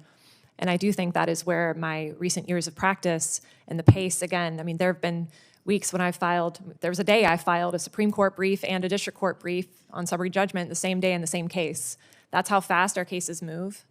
And the volume of that and the pace of that is something that I think would suit me well to do my best to hit the ground running and contribute to my colleagues to the best of my abilities. And right now, more than ever, at this moment in time, we have a president in office that is desperately trying to clean up a lot of mess that was created, and I believe I was the Attorney General fighting against a lot of unlawful policies from the last administration. And so in doing so, is having to make really hard decisions at a fast pace as an executive to deliver safety and security for the American people. That is just a fact. And what we are seeing now every day are nationwide injunctions, another stay, another order that is in some way stymieing this executive from doing its job. And that is causing a lot of concern from the American public who wants to just feel safe and have some sort of order and stability in this country again. Whoever becomes a judge, an appellate judge, or even a district court judge is going to have very critical matters and issues come before them dealing with separation of powers.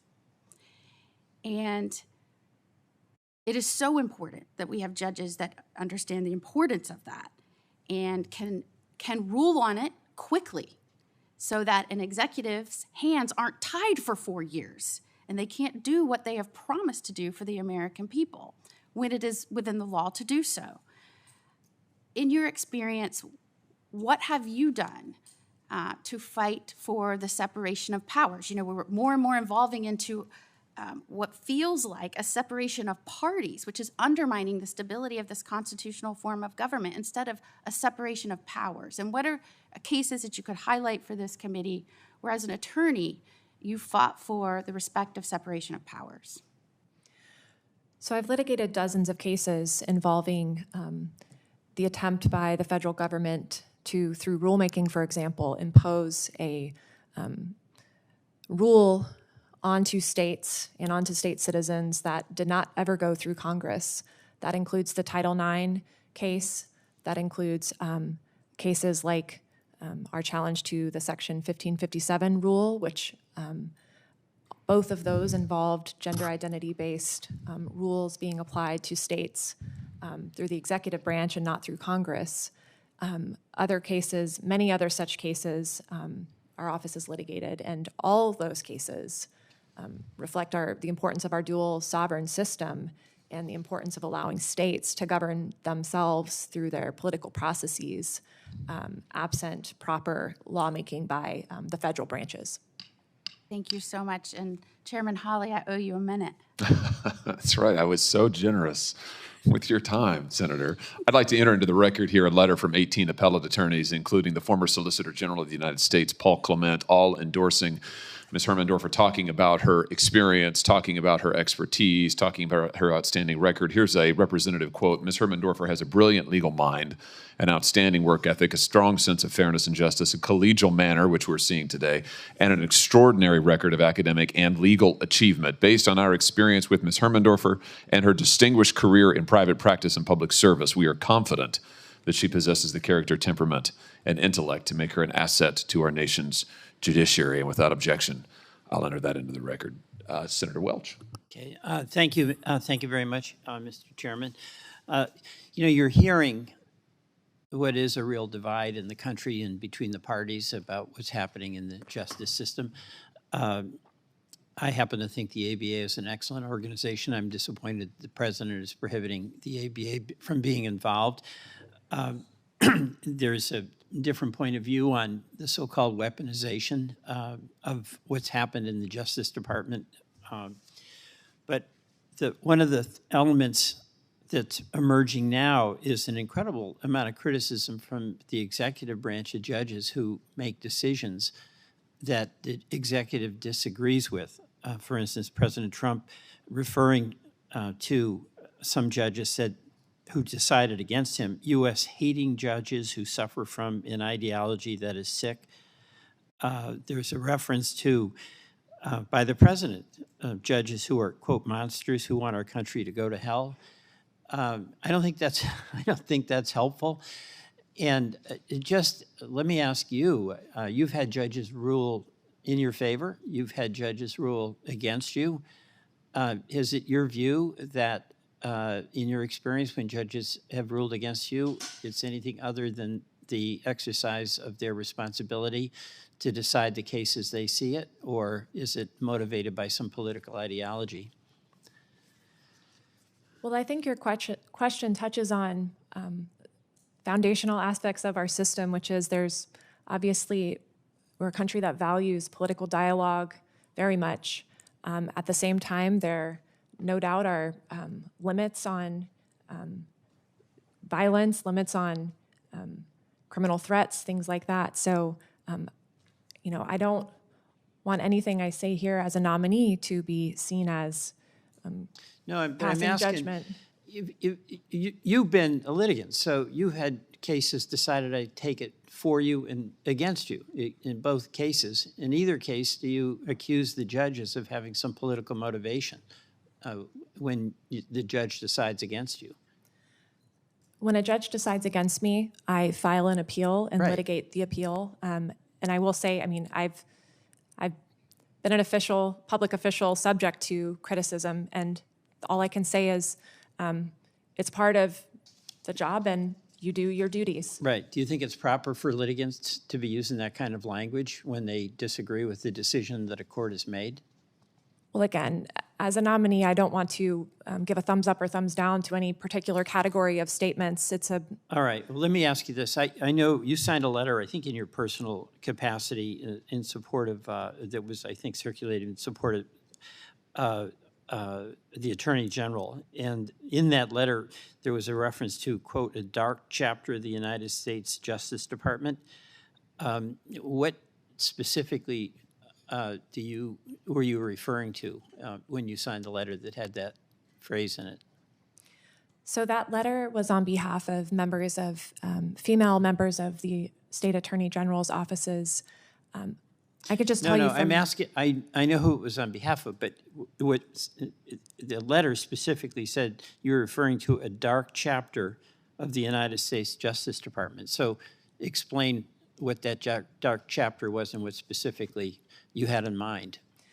So I spent the past 2 years litigating against rules, including Title IX and others, that we did not feel as an office and as my client reflected the proper meaning of the law and indeed dismissed many well-meaning, deeply held concerns on the part of many women and others. And so where I was coming from in signing that letter was, in my experience, litigating and often prevailing in those issues that we thought involved federal overreach by the Department of Justice. Here's the issue for me that I think is getting so difficult in the courts. You can have different points, citizens can have different points of view, and they don't have to attribute that difference to some radical anti-woman agenda or referring to the Justice Department as a dark chapter in the United States Justice Department, because this is a big country, people have different points of view, everyone's free to advocate what it is they want to advocate for.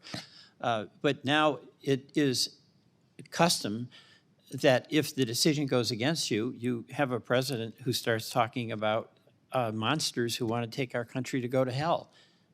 I guess I can't ask you to answer that, but you're going to be, assuming you're confirmed, in a responsibility, you're going to have the responsibility for really helping create a culture within the judicial system that hopefully restores respect, and that means respect for people with whom one disagrees.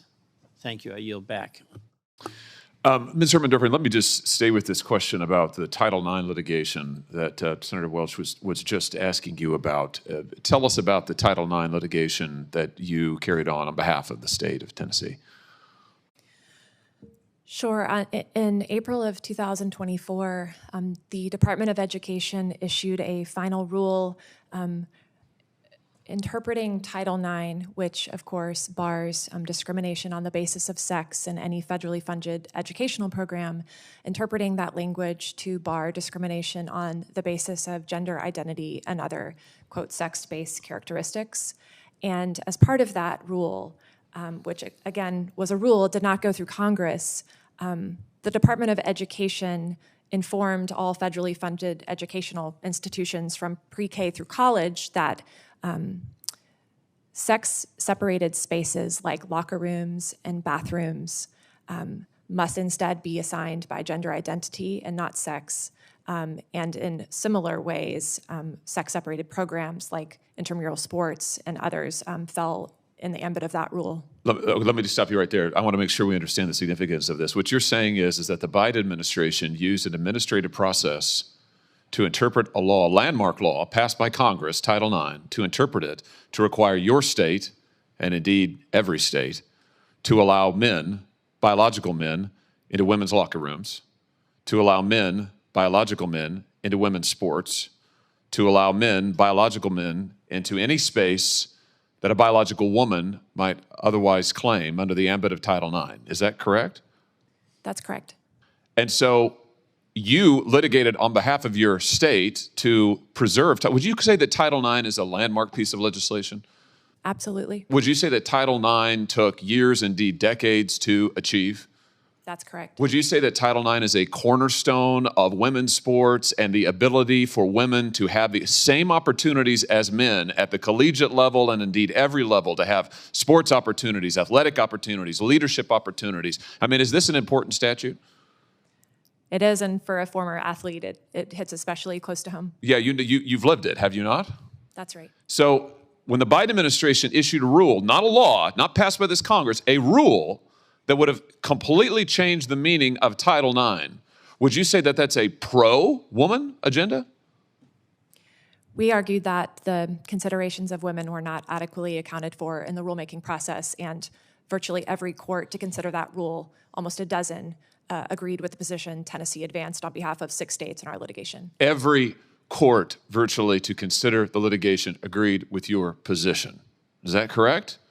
Including the Supreme Court in a stay application. Including the Supreme Court of the United States. Would you say it is fair to call the effort to undermine a landmark piece of legislation for women that you yourself benefited from, that fair and equal opportunity? Would you say it's fair to call that a dark chapter in the history of this country? I mean, certainly on behalf of Tennesseans, we thought that that rule was unlawful and inappropriate, and we were happy to succeed in the litigation against Well, I just it. want to tell you, I'm happy you succeeded in the litigation. As the father of a 4-year-old daughter, I'm delighted that you succeeded in the litigation. And I want to thank you on behalf of her and my whole family. I want to thank you for going to battle for our daughters, for going to battle for the women you played sports with, for standing up for this landmark legislation, and for fighting it. And yes, I want to say it was indeed a dark chapter. The last 4 years have been a hellacious chapter in the Department of Justice. Those aren't your words, those are mine, to be clear, but I think it's absolutely a fact, whether we're talking about the assault on women's rights, entitled in the Title IX context and others, where we're talking about the assault on religious believers. Let's not forget, this is the Department of Justice that recruited informants into Catholic parishes in this country. If that's not a dark chapter in this country's history, I don't know what the heck is. This is a Justice Department that activated the counterterrorism division against parents who went to school board meetings. If that's not a dark chapter, I don't know what is. This is a government, an administration the last 4 years that collaborated with the biggest corporations in the world to censor speech they don't like and then lied about it. If that's not a dark chapter, I don't know what is. In fact, I'd go so far to say it is the worst chapter, the worst in the history of the Department of Justice the last 4 years. Those are my views, not yours, Ms. Hermendorfer. But I will just say, when it comes to the litigation that you carried out on behalf of the state of Tennessee, I think you did a great service, not just to Tennessee, but for the nation. And I want to thank you for it. Senator Cruz. Thank you, Mr. Chairman. Ms. Hermendorfer, congratulations, welcome. I am thrilled that you are seated here before the committee.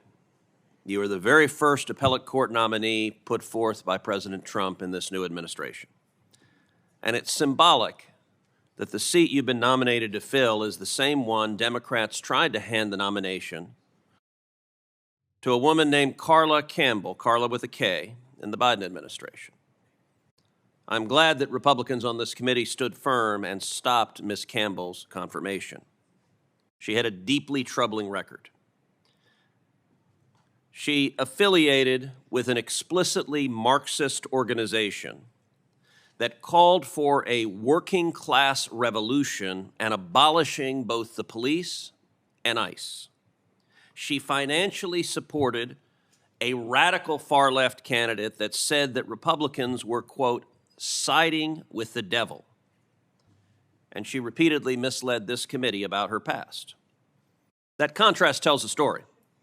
The Biden administration tried to place a radical Marxist ideologue on the Sixth Circuit, a nomination that Republicans rightly stopped.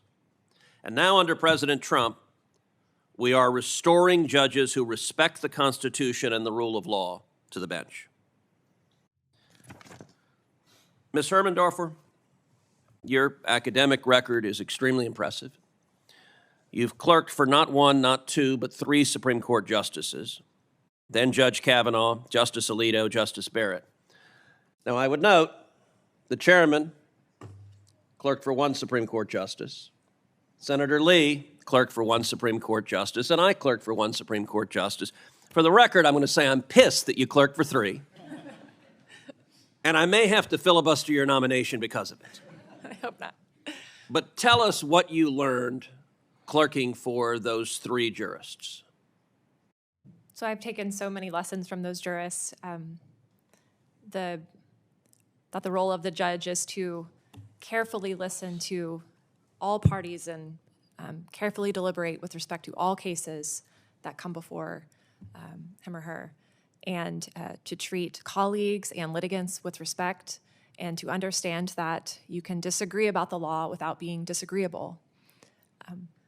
I think the most important lesson, though, Senator Cruz, I learned is that in our system, judges are intentionally insulated from political accountability precisely because they're going to issue rulings sometimes that some segments of the public or the majority may not agree with.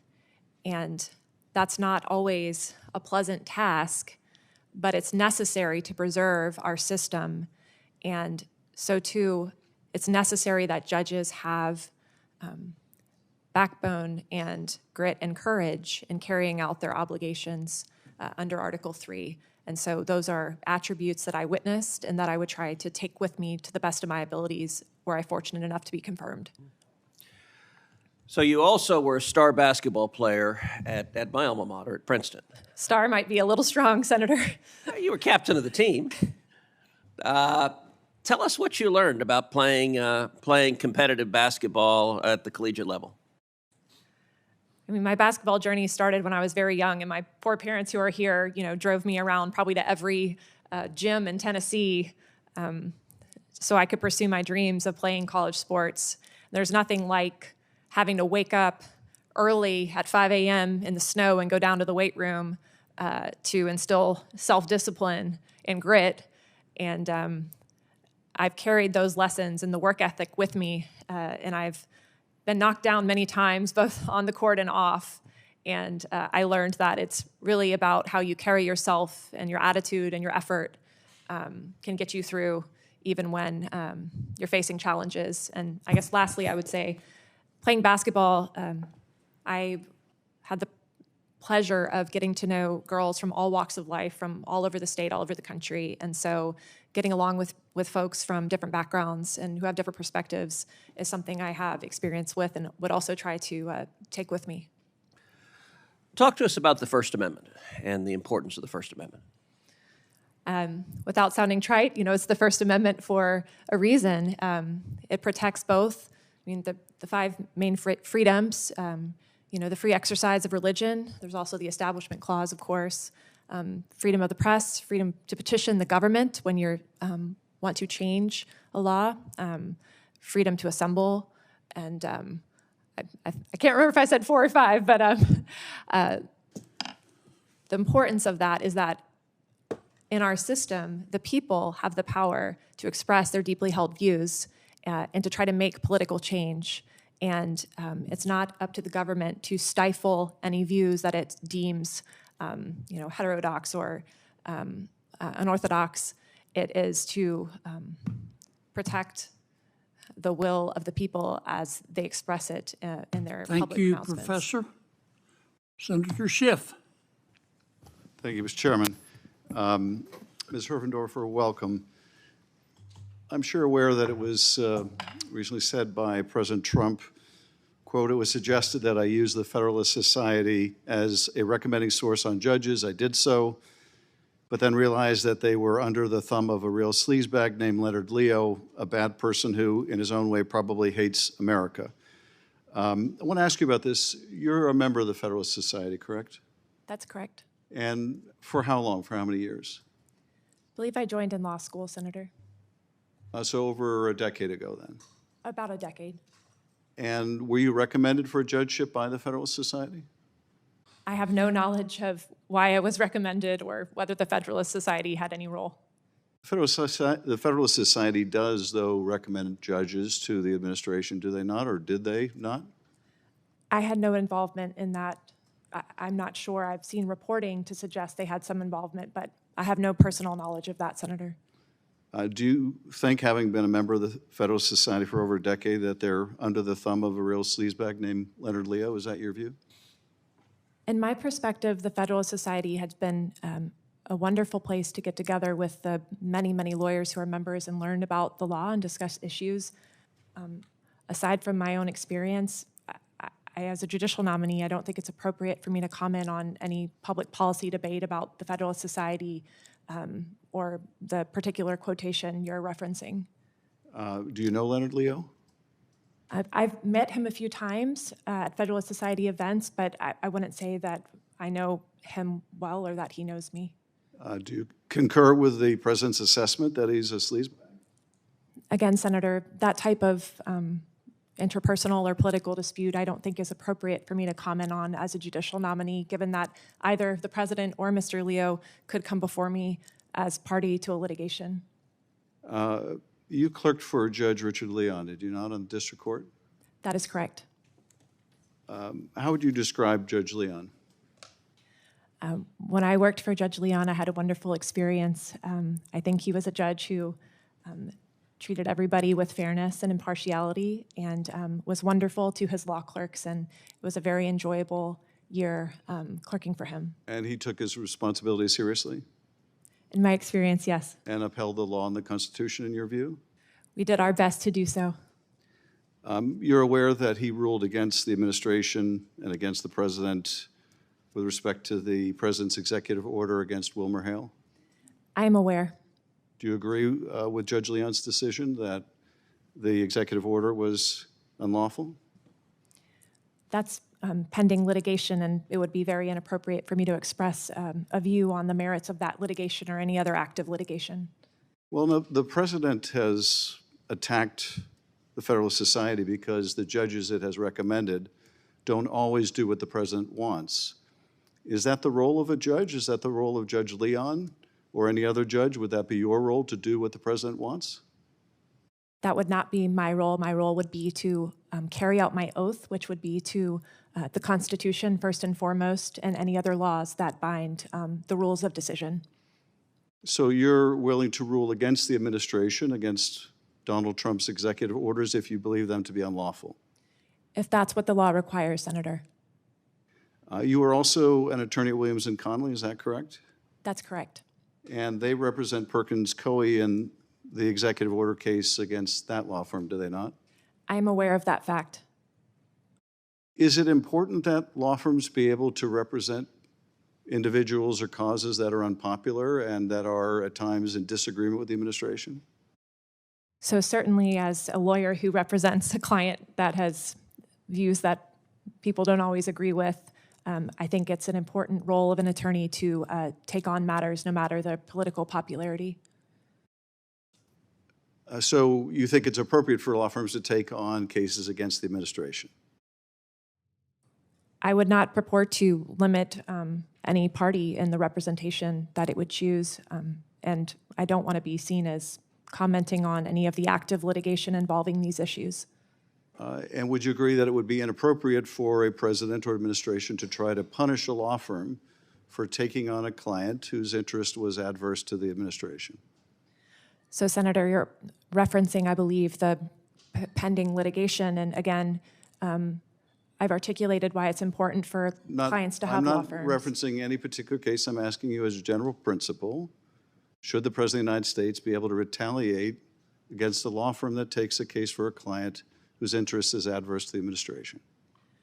Again, embedded in the premise of that question is something that is referencing active litigation, and I just as a matter of prudence, don't want to be seen as weighing in either way on whether that has occurred in any of these executive order cases. I stand by my answer that it is, of course, the role of a lawyer to represent clients consistent with the bounds of the law and ethics, and that's what I've tried to do in my role. Thank you, Mr. Chairman. I yield back. Professor, tell me about the Loper-Bright case. Sure. So Loper-Bright is the case that overruled the Chevron doctrine. And the Chevron doctrine originally required that if there is an agency statute that governs an agency's conduct, the agency gets deference, meaning a thumb on the scale, when it's interpreting what that statute might mean as it's carrying out its duties.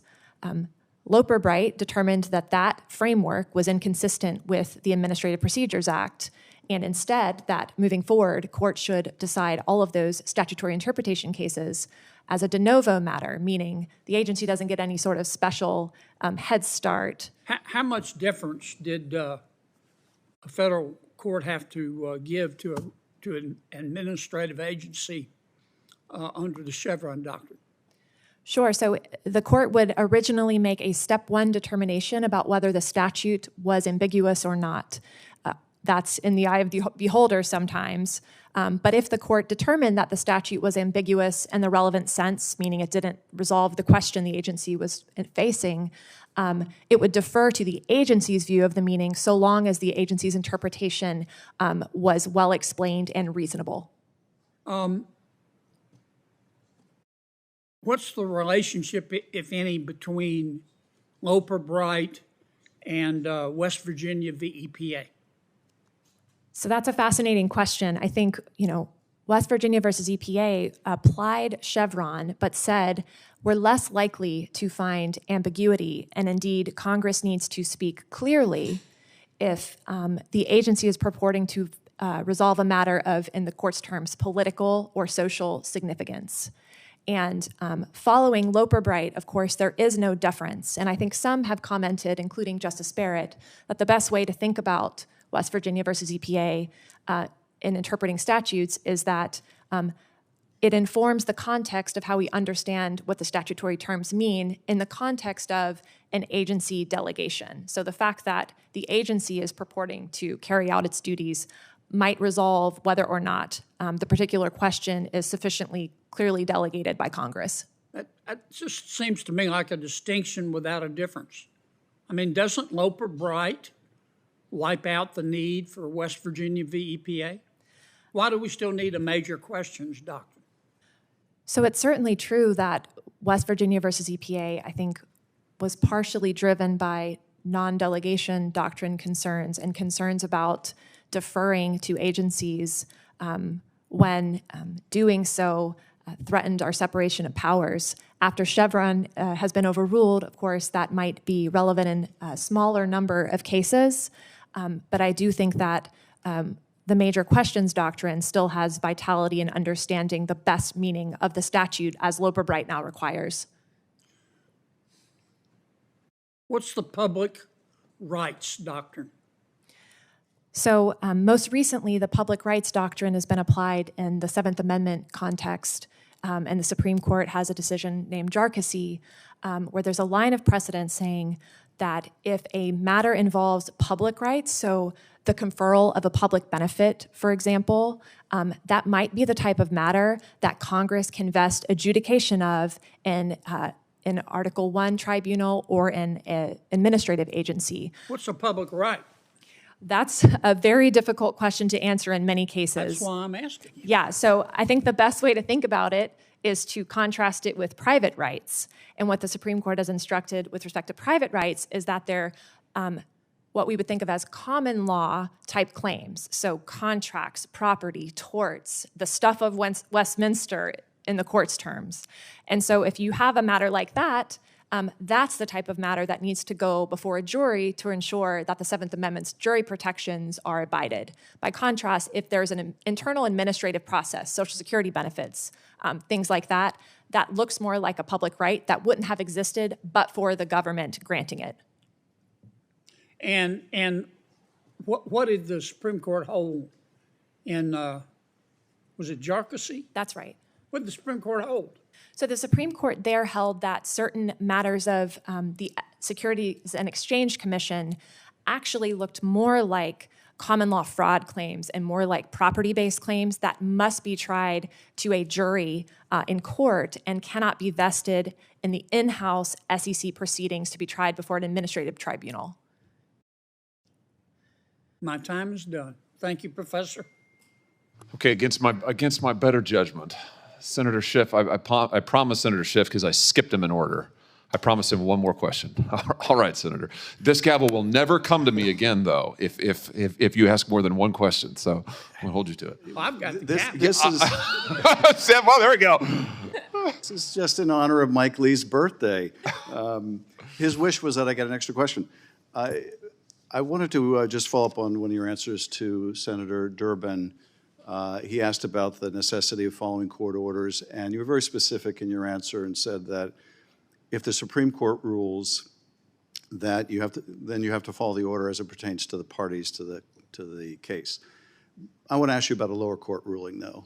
You would agree, would you not, that if a district court rules, pending appeal or pending any other stay or action by a higher court, that the parties covered by that order, including the administration, need to abide by that order? As I mentioned to Ranking Member Durbin, the normal course, if you disagree with a court order, is to seek appellate review in the way that you mentioned, yes. I do note that my understanding is yesterday there was some testimony about, particular cases and nuances of that debate that I think are active, and obviously the interaction of Article 3 and Article 2 is an actively litigated matter, but absolutely in the normal course, the proper way to vindicate your rights is through the appellate process. So thank you. All right. Thank you, Senator. No, really, John? Yeah, I do. Oh my gosh, let's look at this. All order is dissolving. Okay, go ahead. But that's it. I'm serious. Senator Grassley's going to come in here and hit me with this gavel. I want to be sure I understand, Professor. district court rules in a case. You got plaintiff or defendant and defendant. You're representing the plaintiff. Your plaintiff is very unhappy. Are there any circumstances under which you would advise the plaintiff to ignore the federal court order? So of course, as a judicial nominee, I would be trying to issue I proper don't want to split orders. hairs here. No, the normal process is to I know what the seek normal appellate process review. is. Can My- you think of any circumstances where you would tell the plaintiffs, nope, you don't pay attention to this federal judge? So the problem with answering it that categorically is that there are potentially some very extraordinary situations you could imagine Like that what? could come before me as a Like judge. what? So this is a subject of I'd be tremendous careful scholarship. there. I'd be real careful. All right, Senator. All right. I promised you one. That was 4, I think. Okay. See what you started, Adam. Ms. Hermendorfer, thank you for your testimony. You are excused. And with that, I'll invite the 4 district court nominees to come forward to the witness table. And we'll take just a moment here, and we'll administer the oath and then begin the second panel.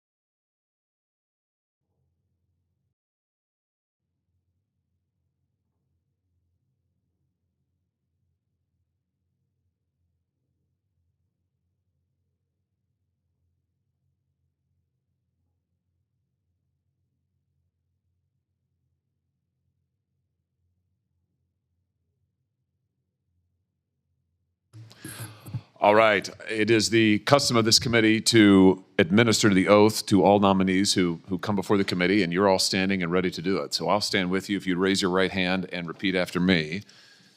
Do you swear that the testimony you're about to give before the committee will be the truth, the whole truth, and nothing but the truth, so help you God? You may be seated. Well, we welcome all of you here today. It is our normal process, if you so desire, to allow you to introduce any folks who are with you, including your families, and then to give a brief opening statement. And we'll just go down the panel. We'll start with Mr. Bluestone and then proceed all the way down to Judge Stevens. Mr. Bluestone, the floor is yours. Thank you, Senator Hawley. I'd like to start by thanking Chairman Grassley, Ranking Member Durbin, and the committee for holding this hearing. I'm also incredibly grateful to the President for the honor of this nomination. To you, Senator Hawley and Senator Schmidt, thank you for the kind words in your introductions. Thank you for your support throughout this process. And thank you so much for the trust that you both placed in me as a deputy solicitor all those years ago when you were both serving as Missouri Attorney General. Over the last few months, I've thought a lot about relationships and community. This process has reminded me of just how blessed I am with the people in my life. They are absolutely the reason I'm here today. Fittingly, the opportunity to serve my community is the reason I want to become a federal judge. I can think of no better use of my talents to make a meaningful impact on the lives of those around me. I regret not having time to recognize everyone who's gotten me here, but I'd like to highlight just a few, starting with 4 key mentors: Senator Jim Talent, John Sauer, Jeff Jensen, and Judge Ray Grunder, who's here today with his wonderful wife, Kim. Judge Grunder is a rare combination of brilliance and humility, and he's a model I'll strive to emulate if confirmed. I'm also lucky to be joined by 3 lifelong friends, John, Todd, and Barath, and I owe my co-clerk, Daniel, a huge debt of gratitude for his support. As for family, it means the world to me that my brother Alex and mother-in-law Shannon have traveled so far to be here, and there's no distance that my mother would not have, that would have kept my mother from coming. In many ways, today is the culmination of all the work she put into ensuring that I had the educational opportunities that my parents never did. I also have her to thank for my faith and commitment to family. My mom's partner, John, is here as well, and I'd like to recognize him for his service to our country, both as a Marine in Vietnam and through his career with the FBI. My biggest supporters are behind me, my wife Abby and our little bud Ezra, who's been instructed to cry if I get any tough questions. I'm looking in that direction, Senator Kennedy. I actually met Abby when we were clerking in the courthouse where I hope to serve, and she's been a pillar of my life ever since. She's showed so much strength and devotion as a mother, and I'll never be able to repay her selflessness over the last few months, especially managing travel logistics with the baby, despite having her own major oral argument in St. Louis yesterday. Finally, I'd like to recognize my dad, Randy, who we lost to a battle with leukemia over almost 20 years ago. My dad's fearlessness and grit in starting a business are something that I'll always admire, particularly after having helped run that company after his passing. My dad often had some choice words for his lawyers after getting legal bills, but I know he's looking down today with a lot of pride. Thank you for giving me a few minutes to recognize those who got me here, and I look forward to your questions. Thank you very much, Mr. Bluestone. Mr. Devine. Thank you, Senator Hawley. I want to thank Chairman Grassley and Ranking Member Durbin for holding this hearing today. I want to thank Senator Hawley and Senator Schmidt for all the support you've provided to me during this process. And of course, most of all, I want to thank President Trump for giving me the honor of this nomination. I'm joined today in spirit and in person by too many to name, but I'll mention a few. My wonderful parents, James and Susan, are here. So too is my wife of 15 years. As Senator Hawley mentioned earlier, Elizabeth is pregnant with our 7th child. We have been truly blessed. The other 6 children are here as well. You haven't heard from them because the younger 2, the boys, have been asleep the last 2 hours. 15 years as a husband and 13 as a father has taught me much more than I ever learned in school. Alice, for example, our miracle child, had open heart surgery when she was just 2 months old. And grappling with the many challenges she has faced since then has taught us the virtues of patience, prayer, and perspective. On a professional level, I'm especially grateful to the Attorney General of Missouri, who's here today, Andrew Bailey. When he hired me as Missouri Solicitor General, I knew I was being asked to fill big shoes. My predecessor, after all, was John Sauer, who is now the U.S. Solicitor General. It has been a privilege to serve the people of Missouri these past years. And sitting here today, I'm reminded of what Justice Ginsburg told this committee a few decades ago. What has become of me could happen only in America. My grandmother, born into poverty overseas, never had a day of education in her life. My dad was luckier. He did miss several years of school, but grandma eventually pinched enough pennies to bring them over here to America. And once here, she learned English by watching American soap operas. She made a living cleaning people's homes, and she did her best to navigate the anti-Italian discrimination that was all too common at the time. Today, barely a generation later, I sit here before this august body, having been given extraordinary opportunities, both professional and educational. But the most extraordinary thing about my family's story is just how ordinary it is. No other country provides so much opportunity to so many, and that is one reason I've dedicated my career to a life of public service. My dedication to public service was reinforced a year ago when a life-threatening accident put me in the ICU and left me unable to walk. For 6 months, I was confined to a wheelchair and then a cane. I'm still recovering to this day, but those are the kinds of experiences that humble you, and they're the kinds of experiences that broaden your empathy to those whose trials and tribulations last not just a season, but a lifetime. Fortunately, although we come from different walks of life, the law promises equality. I had the privilege to clerk for a judge who, when he was Attorney General of Alabama, gave a speech condemning and rebuking the segregationists of that state's past. While lesser men like Governor George Wallace had promised to thwart the Constitution, Attorney General Bill Pryor, 4 decades later, promised the opposite: equal under law today, equal under law tomorrow, and equal under law forever. If confirmed, that is how I will judge. I look forward to answering the committee's questions. Thank you very much, Mr. Devine. Ms. Lanahan.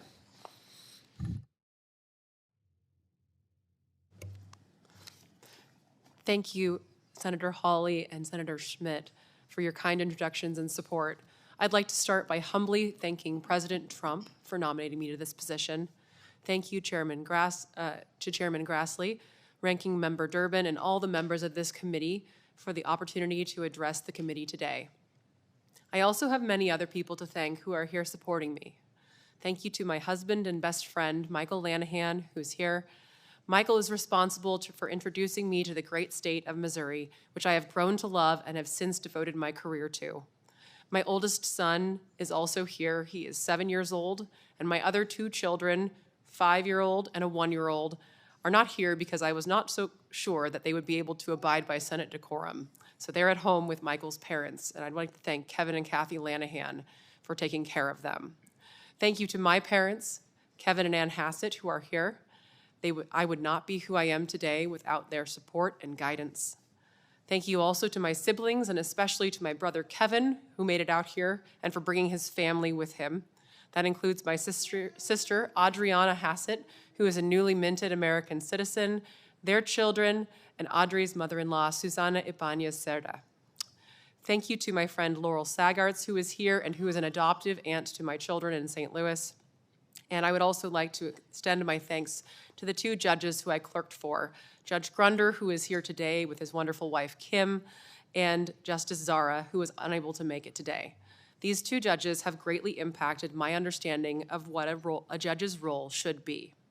They are both committed to following the law as written and fairly and impartially resolving legal disputes, regardless of a party's background characteristics. I also want to extend my thanks to Missouri Attorney General Andrew Bailey, former Missouri Attorney General and now Senator Schmidt, First Assistant Attorney General Jay Atkins, my boss Josh Devine, who is next to me, and the many other colleagues who I have worked with at the Missouri Attorney General's office to serve the people of the state of Missouri. And finally, thank you to everyone else who has helped me and supported me along the way, including my many family members, friends, teachers, mentors, and former colleagues at Thompson Coburn and Charter Communications. I am honored to be nominated for this position, and if confirmed by the Senate, I pledge to decide cases fairly and impartially according to the rule of law. Thank you. Thank you. Judge Stevens. Thank you, Senator. Thanks to Chairman Grassley. Thanks to Ranking Member Durbin for holding this hearing. Thank you, Senator, for chairing the hearing. Also want to thank all the members of the committee who are here today for their attention and their time. Also, of course, Senator Hawley, Senator Schmidt, I thank you for your support as well as for your kind words earlier. Frankly, I'm humbled. I also want to thank my family who are here today. First and foremost, my wife, Lee. My wife is my rock. I want to thank her for her support over the years, for her sacrifice, for her grace throughout my career and at this time. Also, my children. Our oldest boy, Jack, is here, our son, Hank, and our daughter, Mary Rose. In all candor to the committee, Mary Rose expressed this morning that she really didn't want to come because this is boring, and I quote. But she is here, and so far, so good. I also, of course, want to thank my parents. Ed and Melita Stevens are here today, and I can't begin to thank them for all they've done for myself and my siblings as children and all the way up through till today. They've been a great example of great Americans, great citizens who've raised their children, loved them, and supported them through thick and thin. I'd also like to thank my law clerks, Clayton Watts and Tyler Dodd. My law clerk, Clayton, is here today. He's agreed to continue on for another year serving with me, regardless of which court I happen to be on at the time. So I'm glad that he could make it here. I'd also, if I could, like to remember one other person that's not here today, my maternal grandfather, Edmund W. Albright. He was a self-made lawyer in St. Louis. He put himself through law school, hung out a shingle, and took whatever case came in the door. As a young man, he taught me to love the law and our profession. I think of him all the time. Today, I'm wearing his watch, which has kept time for me throughout my career. I have his portrait in my chambers back in St. Louis, and I wish that he could be here today for this moment. I also would like to talk a little bit about my career to this point. I have the privilege of being a judge, a state judge in Missouri on the Missouri Court of Appeals Eastern District. I was appointed to that position in 2021 pursuant to the nonpartisan Missouri court plan. Before that, I had the honor of serving as First Assistant Attorney General to then Attorney General Eric Schmidt of Missouri. It was a great privilege. A lot has gone on, Senator, since our meeting at PJ's. I will say, if I could, that I'm glad we met at PJ's and not at Cracker Barrel. I understand that some attorneys general met with staffers at Cracker Barrel, which is, I love Cracker Barrel, but PJ's is the place in Kirkwood. Before that, I was in private practice at several points in my career, early in my career and in later years. And so what that means basically is that I've handled civil cases, I've handled criminal cases, I've appeared in federal court and state court, and particularly with regard to the United States District Court for the Eastern District of Missouri, Senator, as you acknowledged earlier, I was an assistant U.S. attorney there for 15 years. I would get up from my desk on the 20th floor of the Thomas F. Eagleton Courthouse, go down a few floors to see the Article III judges or the magistrate judges on at least a weekly basis. So I can tell you that if this body deems fit, then my returning to the U.S. District Court for the Eastern District of Missouri would be like coming home. So I appreciate the opportunity. I thank you for this hearing, and I look forward to answering your questions. Thank you, Judge. We will start now the questioning. I will lead us off. Mr. Bluestone, let me just start with you. We'll just go down the panel. You are currently a violent crimes prosecutor in the United States Attorney's Office in the Eastern District. Tell us a little bit about the work that you do, the kinds of cases that you prosecute, and what you've learned from that experience. Thank you, Senator Hawley.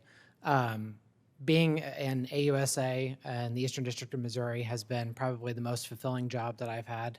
It was commended to me by Judge Grunder. And frankly, before I clerked for him, it was not something that was really on my radar. But as both of my home state senators are aware, there has been a violent crime epidemic in the city of St. Louis, in particular in the area surrounding it. And it has been so gratifying to be able to do something about that. I prosecuted carjacking offenses, armed robberies, other gun crimes, drug crimes, have been involved in white-collar investigations as well, and the work is extremely rewarding. I will say I fully appreciate the importance of every single case that would come before my court if I were so fortunate to be confirmed. Having seen probably north of 100 cases myself, it's incredibly significant to the defendants who would be appearing before me, the victims, their families, law enforcement who were involved, and I take that responsibility very seriously now, and I would then too. I would also note that in addition to being a violent crimes prosecutor, I also serve as our district's appellate chief. So I handle my own cases certainly, but also am responsible for overseeing every appeal, both civil and criminal, that comes through our office. Is it safe to say, Mr. Bluestone, given your experience as a federal prosecutor, the volume of cases that you've seen and handled, that you know your way around a courtroom? I would like to think so, Senator. We would like to think so, too. Supervised more than 1,000 cases, and as I mentioned, handled more than 100 of my own. Fantastic. Mr. Devine, let's talk a little bit about your experience. You are the Solicitor General of the state of Missouri. If you had to ballpark it, this may be tough, but if you had to ballpark it, how many cases would you say that you have litigated just in your role as a Solicitor General? You were Deputy Solicitor General for several years, but let's just leave that to one side. Just as SG, how many cases did you get? I mean, it would be impossible to know. It's in the hundreds of cases that I have supervised or personally litigated myself. As Solicitor General, I oversee the appeals for 200 attorneys in the office. We're getting a lot of appeals that are coming through that we're supervising on a daily basis. I also have a second job, not just Solicitor General, but also the Director of Special Litigation. And so I'm in charge of the unit, the trial unit, that is tasked with taking some of the most complicated matters that the state of Missouri is dealing with and taking those matters to court, to trial court especially. So in these dual roles, you have represented the state of Missouri in trial courts. That's right. And in appellate courts. That's right. And in the state Supreme Court. That's right. And in the United States Supreme Court. That's right. right. You've handled some of the office's most complex matters, most complex litigation. Give us one example of a piece of complex litigation that you have handled and what you learned from it. Yeah, I think the student loans cases that the office argued, we've now had 3 of those cases during the previous administration. Those were very, very quick cases. The administration at the time was trying to cancel hundreds of billions of dollars in student loans. We felt that that was unlawful. There wasn't any statutory basis for that. The courts ultimately agreed with us in all those cases. But it was a very, very quick moving thing, and we needed to move quickly to ensure that there wasn't permanent irreparable harm. So one thing we did in one of those cases, we actually sued before the rule had been published, which is a pretty novel thing to do, and we were able to come up with an interesting argument that ultimately prevailed in court for why we were able to do that. We showed that there was irreparable harm, $200 billion was about to go out the door, and we ultimately prevailed in that litigation. And your success record is hard to argue with. I mentioned it in my opening statement, what you have won in judgments for the state of Missouri through the litigation you've handled totals in the hundreds of billions if you add it all up. I mean, is that correct? That's right. I think about $700 billion. $700 billion. That's pretty good, General Bailey. That's pretty good. Ms. Lanahan, in my expiring moments here, let me just ask you to say a word about your extensive and varied legal career. You're the principal deputy Solicitor General now for the state of Missouri. If you had to ballpark, how many cases would you guess that you have handled in trial courts, appellate courts? You know, put them all together. I mean, what would it be? Certainly upwards of 50, and I have also been in charge of many of the appeals in our office. I oversee directly at least 1/4 of the appeals, and I review them before they are sent in, and I've been doing that for the last 4 years or so. And we have numerous appeals out of many groups, so that's employment law. And you have to remember that when you're doing an appeal, you're not only dealing with the trial court issues and whether what the trial court got it right, but also the appellate issues, which is a whole nother layer of separate issues on top. Very good. Well, Judge Stevens, I wanted to ask you a whole bunch of extremely difficult questions that would have really been impossible to answer, but I'll leave that to Senator Schmidt. But first, Senator Durbin. Thank you very much, Senator Hawley. I feel like a kid from East St. Louis in the presence of a lot of St. Louisans. I hope that I can stand up for my side of the river, at least to some extent. Let me ask a few questions. Mr. Devine, you have referred to yourself as a zealot for the anti-choice movement. You previously wrote, and I quote, "Because we know a genetically unique human comes into existence at fertilization, abortion should not be ethically permitted." Let me ask you a couple questions. Do you believe an IVF embryo is a person? Thank you, Senator. My answer to that question and any policy question or political question that might be asked of me is going to be the same exact answer that I know this committee has heard from hundreds of nominees before me, that Justice Kagan gave, that Justice Barrett gave. I cannot talk about political disputes. That is obviously a hotly litigated issue and hotly disputed issue right now, so I just cannot, under the canons of judicial ethics, talk about those kinds of political disputes. That's what I expected to hear. Do you believe in vitro fertilization should not be, quote, ethically permitted, close quote? Can you tell me where the quote is coming from? I'll try to find that from the staff while you're thinking about the answer. So I don't know the context of that, of what you're quoting to me right now.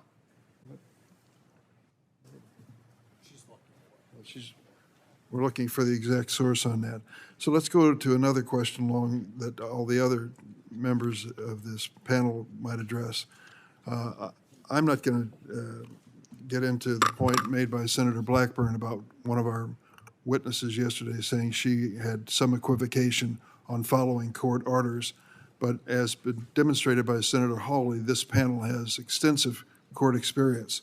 So the question I'd like to ask of each of you, do you believe that the executive branch of our government should be allowed to defy a court order? Mr. Bluestone? Thank you, Senator.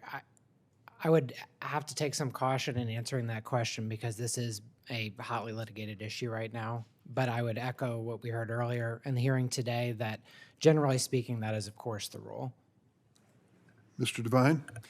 Thank you, Senator. My understanding of the doctrine is it is almost always required that you obey a court order. The only exceptions are for if there's a lack of jurisdiction, if there's impossibility. There is a well-recognized doctrine of exceptions to that, and so you would have to check to see whether something fell within one of those very rare exceptions. But that would lead to an appeal, would it not? Certainly you can appeal, and you would typically do that sort of thing in a jurisdictional setting. There have been cases before where a court has ordered somebody to do something that was literally impossible for them to comply with, and then in response to sanctions motion or whatever, they've defended themselves. Would that be the on only this ground. exception you can think of? There's a doctrine of well-recognized exceptions. There are some other situations in, for example, in privilege issues. If a court has ordered somebody to disclose something and they're claiming privilege, sometimes in certain states especially, sometimes they actually have to defy that order to appeal it. That's the only way to appeal it, and that's a recognized exception in those circumstances. But there is a legal process that you follow if you're going to assert that sort of defense, correct? That is correct. And if you don't assert that, if you accept this as a final order, are you bound to follow that order? I stand by my previous answer. There's a doctrine of exceptions, but in almost all circumstances, the answer is yes. Ms. Lanahan? Thank you. I would agree basically that the typical rule is that parties before a court are bound by that court order. I think there have been a couple of exceptions that the panel has discussed, but I think as a general matter, that is correct. I wouldn't want to go into specifics because this is a hotly litigated issue, as Ms. Hermendorfer had talked about earlier. Mr. Stevens? Yes, Senator Durbin. As a judge, I do expect parties to follow my orders. Obviously, there's been references to other narrow exceptions to that rule. Frankly, with almost 4 years on the bench, I haven't encountered any of those exceptions. So, yeah, I expect But in each one, I want to make this clear. If you have a court order applying to you, you have to follow it or appeal it. That's my conclusion. Is that yours? Well, I expect that parties will follow my orders, yes. Well, I'm asking you whether or not you not only expect it, whether that is part of the rule of law in America. And I think it is, isn't it? Well, I think, yes, there's a process, obviously, before our court. If a litigant doesn't like a decision that they've gotten in our court, then they can ask for transfer from the Missouri Supreme Court. Mr. Devine, the quote comes from The Mirror, October 6, 2010. In The Mirror, you called yourself a zealot for the pro-life movement.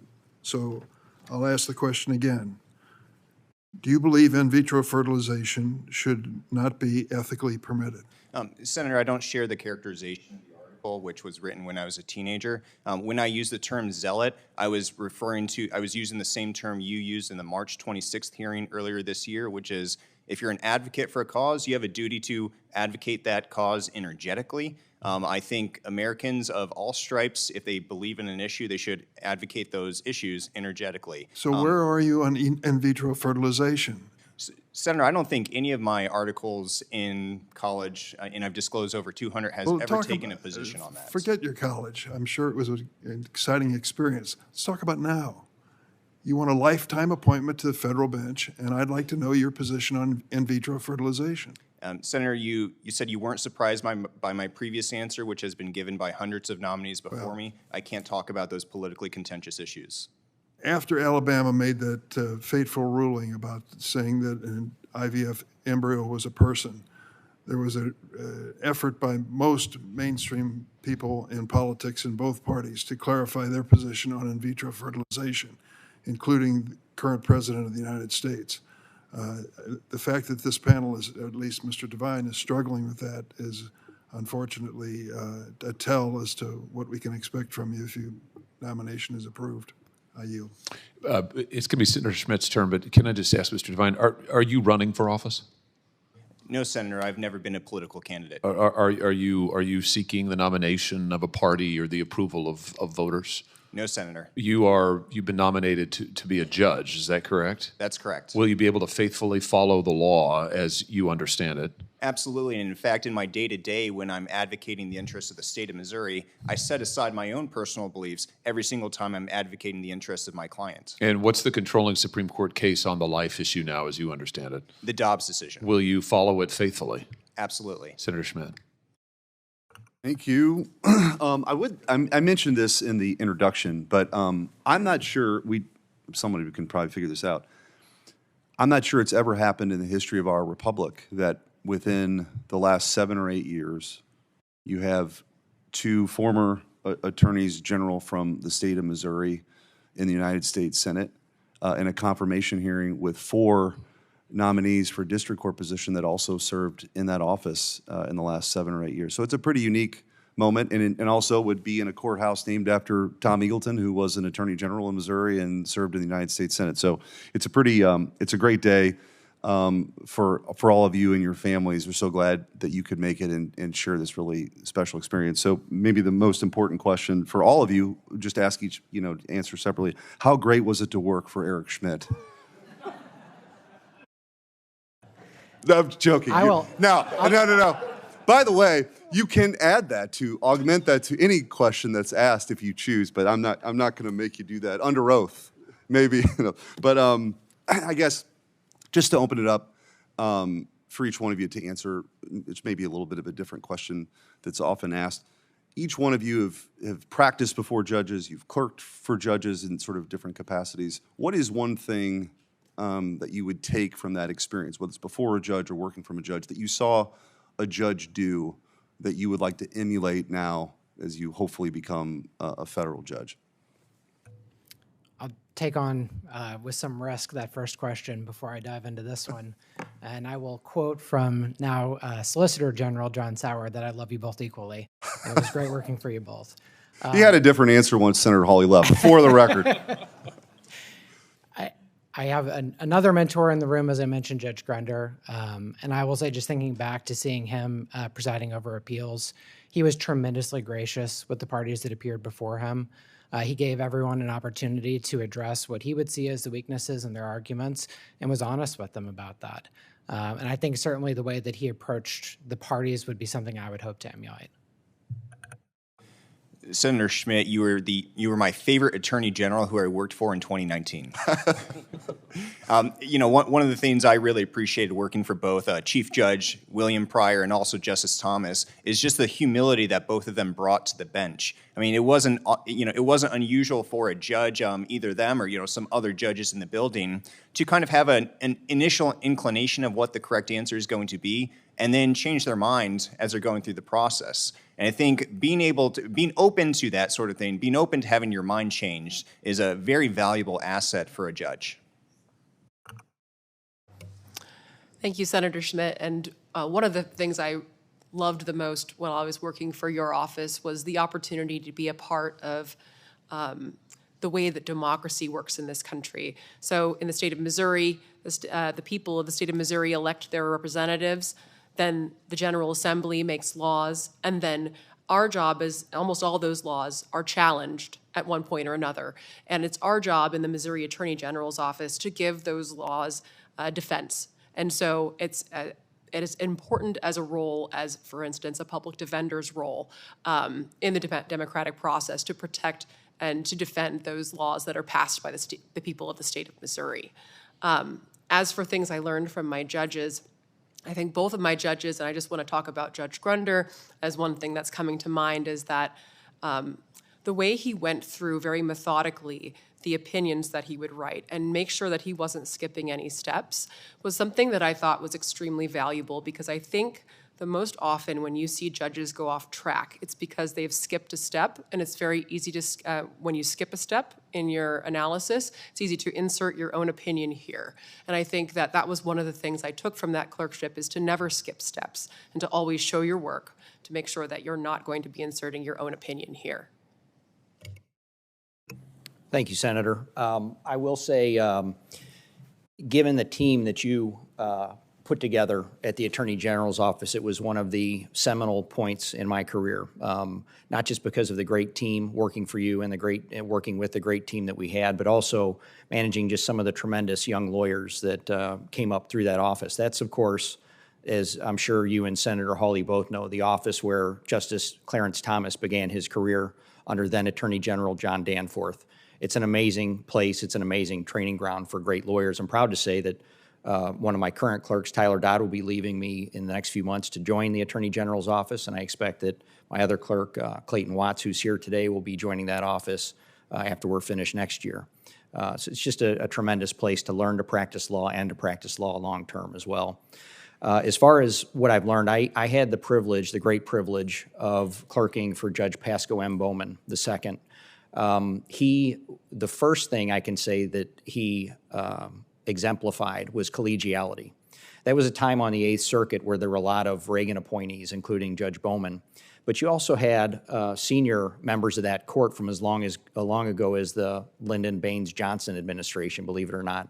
Senator Myron Bright was a giant of that court for many years, had been appointed by LBJ, and was one of Judge Bowman's greatest friends on the court, and they agreed on virtually nothing legally. But they exemplified what someone said earlier about being able to disagree without being disagreeable. And that left an impression, and I've had opportunities over the years to give presentations to young lawyers about how to approach trials or how to approach appeals. And that's one of the things I always mention, is that you can't, in the rough and tumble, particularly of trial, you can't expect to always get along with opposing counsel. You have to zealously represent your client. But if you can, you should at least try. And before the Eighth Circuit and the courts of appeals, they expect their bars to be collegial, and they respect that, and it's advantageous to your client to be that way as well. And the other thing was, instinctual to him was a love for the rule of law and a respect for the rule of law. That was apparent to me from the beginning.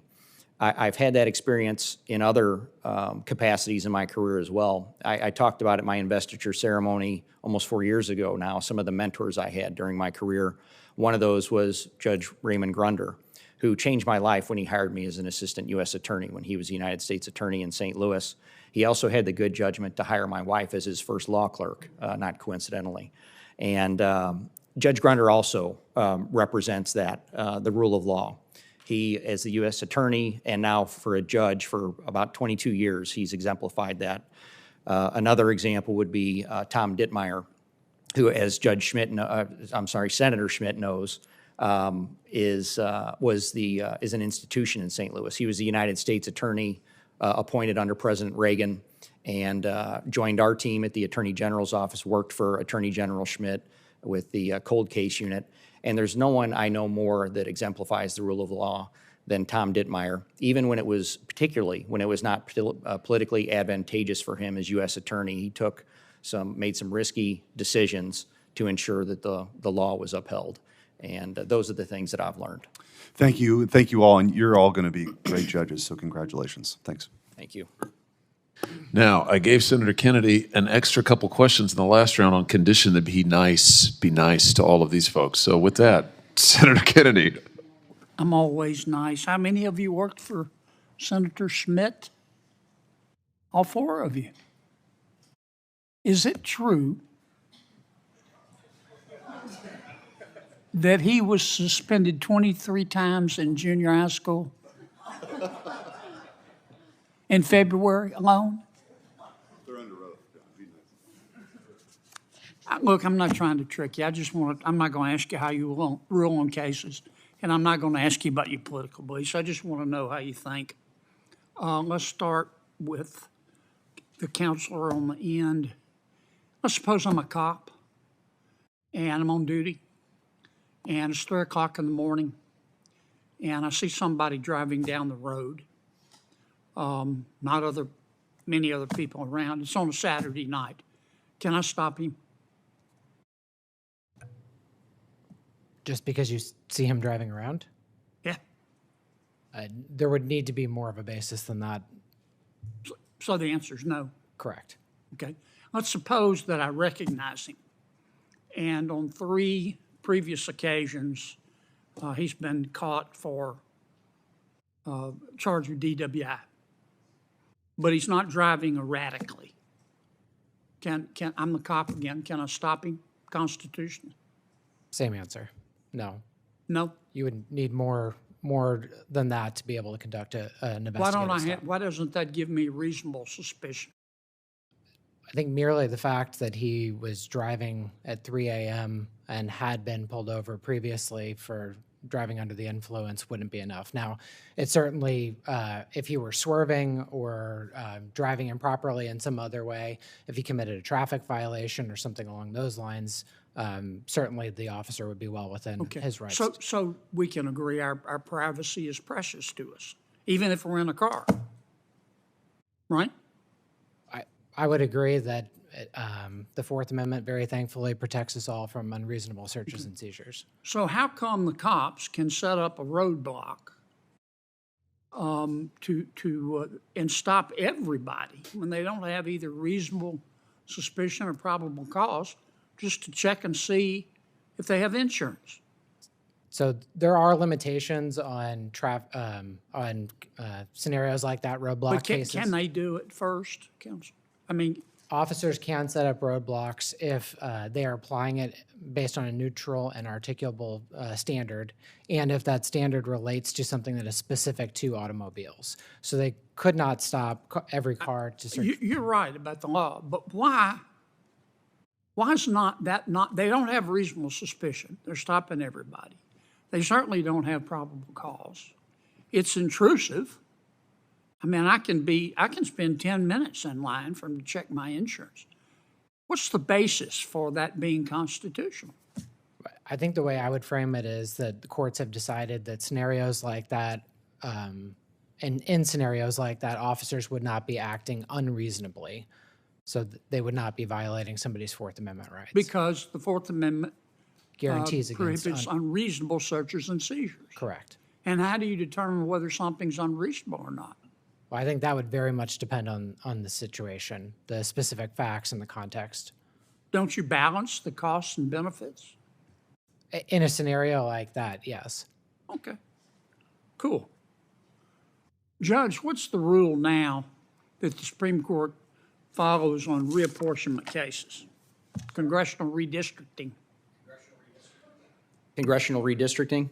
My understanding, Senator, is that the Supreme Court has decided that that's a political issue, and under the political issue doctrine that essentially the courts really don't have much of anything to say about political redistricting. If Missouri's legislature gets together and it redraws districts, and they're, let's say, a majority of Democrats in the legislature, so they say, we're going to redraw these districts to benefit Democrats.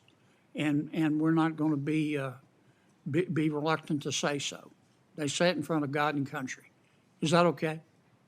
Well, it's pursuant to the Supreme Court precedent. It's legal. Yeah. Okay. All right. I'm not going to get to all of you. Counselor? This counselor. Yes, ma'am. Do you think the meaning of the Constitution is immutable? So I think that the U.S. Supreme Court has said that I want to know what you think. So, yeah, my view in terms of like what it is that, you know, my way of looking at the Constitution is to say, what does the text say, and what did it mean at the time that it was passed? And this is something that the U.S. Supreme Court also says. If that's not clear, I think there are other things you can look to, like history and tradition, to decide what the You text look means. to what it meant at the time it was passed? Correct. What it meant to whom? To the people who were passing it. To the people who wrote it? So I think there are various different ways of looking at this, and I think the U.S. Supreme Court has said that you look at the meaning that the words would have to the public at the time that the Constitution was ratified. That's right. I'm done. Thank you. Congratulations. Senator Padilla. Thank you, Mr. Chair, and appreciate your patience in allowing me to come back to ask questions. This is the first of these for the calendar year, and very important. So I didn't want to miss the opportunity to raise some questions, particularly for Mr. Devine. I'll start there. Mr. Devine, in 2011, you wrote a piece for your college newspaper arguing against marriage equality. While you acknowledge that, quote, the gay community cannot be blamed, end quote, for the, quote, weakening, end quote, of marriage, you were worried that marriage equality would, quote, further this trend of traumatic digressions, end quote, against marriage. Now, it's hard to see how this could be interpreted as anything other than you suggesting that LGBT people enjoying the same rights as straight people is somehow harming your conception of the institution of marriage. But like I said, you don't just blame marriage equality, you also blame, quote, easy divorce, cohabitation, increased single parenting rates, and recreational sex, end quote. These are your words. So, Mr. Devine, noting for the record that June is Pride Month and that we are sitting here in Washington, D.C., which is hosting World Pride this year, I have to ask, do you believe in marriage equality? Senator, thank you for that question. As you mentioned, this was a college writing, 2011. At the time, I expressed the same view that President Obama expressed, that Joe Biden expressed, that Hillary Clinton expressed. Under Canon 5 of the Judicial Ethics, as I'm sure you're aware, and as hundreds of nominees before me have expressed, I cannot tell you what my personal views are today or my political views are today. What I can tell you is that I'm no longer in college.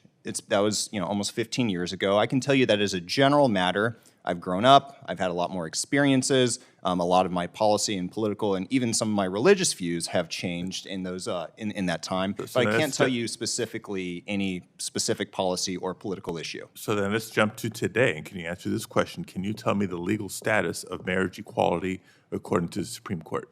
Yes, 10 years ago this month, the Obergefell decision was decided. I understand also maybe 3 years ago, this Congress passed some legislation. And obviously, Obergefell is a binding decision of the Supreme Court. As a lower court judge, I would be bound by that decision, just like every other decision of the Supreme Court and also the Eighth Circuit. So if you're fortunate enough to be confirmed, you would uphold that Supreme Court precedent? That's correct. Thank you for that. Now, being selected to serve as one of our nation's federal judges is one of the greatest honors that we can bestow on any person. It's also one of the greatest responsibilities. So, Mr. Devine, I'd like to ask, how many years of litigation experience do you have? Did you say how many years of litigation? Correct. About a decade. About a decade. Can you be a little bit more precise? I know you know your resume pretty good. So it depends if you consider, I was chief counsel in the Senate, I was deputy counsel in the Senate. We also did some amicus briefs during that time, which would be considered litigation. I obviously wasn't doing litigation all the time during that period, but if you include that period of time, I think it's about 9 years. Does that include clerkship time? Yes. Okay, so without clerkship time, it would be less. That's correct. It would be 7 years. Although, and I think it's important for this committee to consider that, because while President Trump has decided to throw out the American Bar Association's nonpartisan rating system, I know that the American Bar Association does have a threshold for litigation experience for any nominee to receive a qualified rating, and you seem to fall short of that. So again, something for this committee to consider, I would hope. Lastly, we're about 5 months into President Trump's second term, and we've already seen numerous attempts by the president and even some of my colleagues in Congress to attack and undermine the judicial branch, all for the crime of issuing rulings, pausing or striking down the president's illegal and unconstitutional actions. I was concerned to hear earlier in the first panel of this hearing, Ms. Hermendorfer's unwillingness, I should say, to tell Senator Kennedy that the executive branch must follow court orders. So again, Mr. Devine, I ask you, if you're lucky enough to be confirmed and you author an opinion for the Sixth Circuit in which the executive branch or one of its officers is a party, and you decide against the executive branch or one of its officers, would you believe they are bound by that decision? So, Senator, point of clarification, I haven't been nominated to the Sixth Circuit. So, but taking your question with respect to the district courts in Missouri, I mentioned to Ranking Member Durbin earlier that there's a well-established doctrine on this. The answer is almost always yes, with some exceptions for if there's lack of jurisdiction, if there's impossibility, things of that nature. So my apology for the confusion. Ms. Hermendorfer is the one that was nominated for the Sixth Circuit, not you.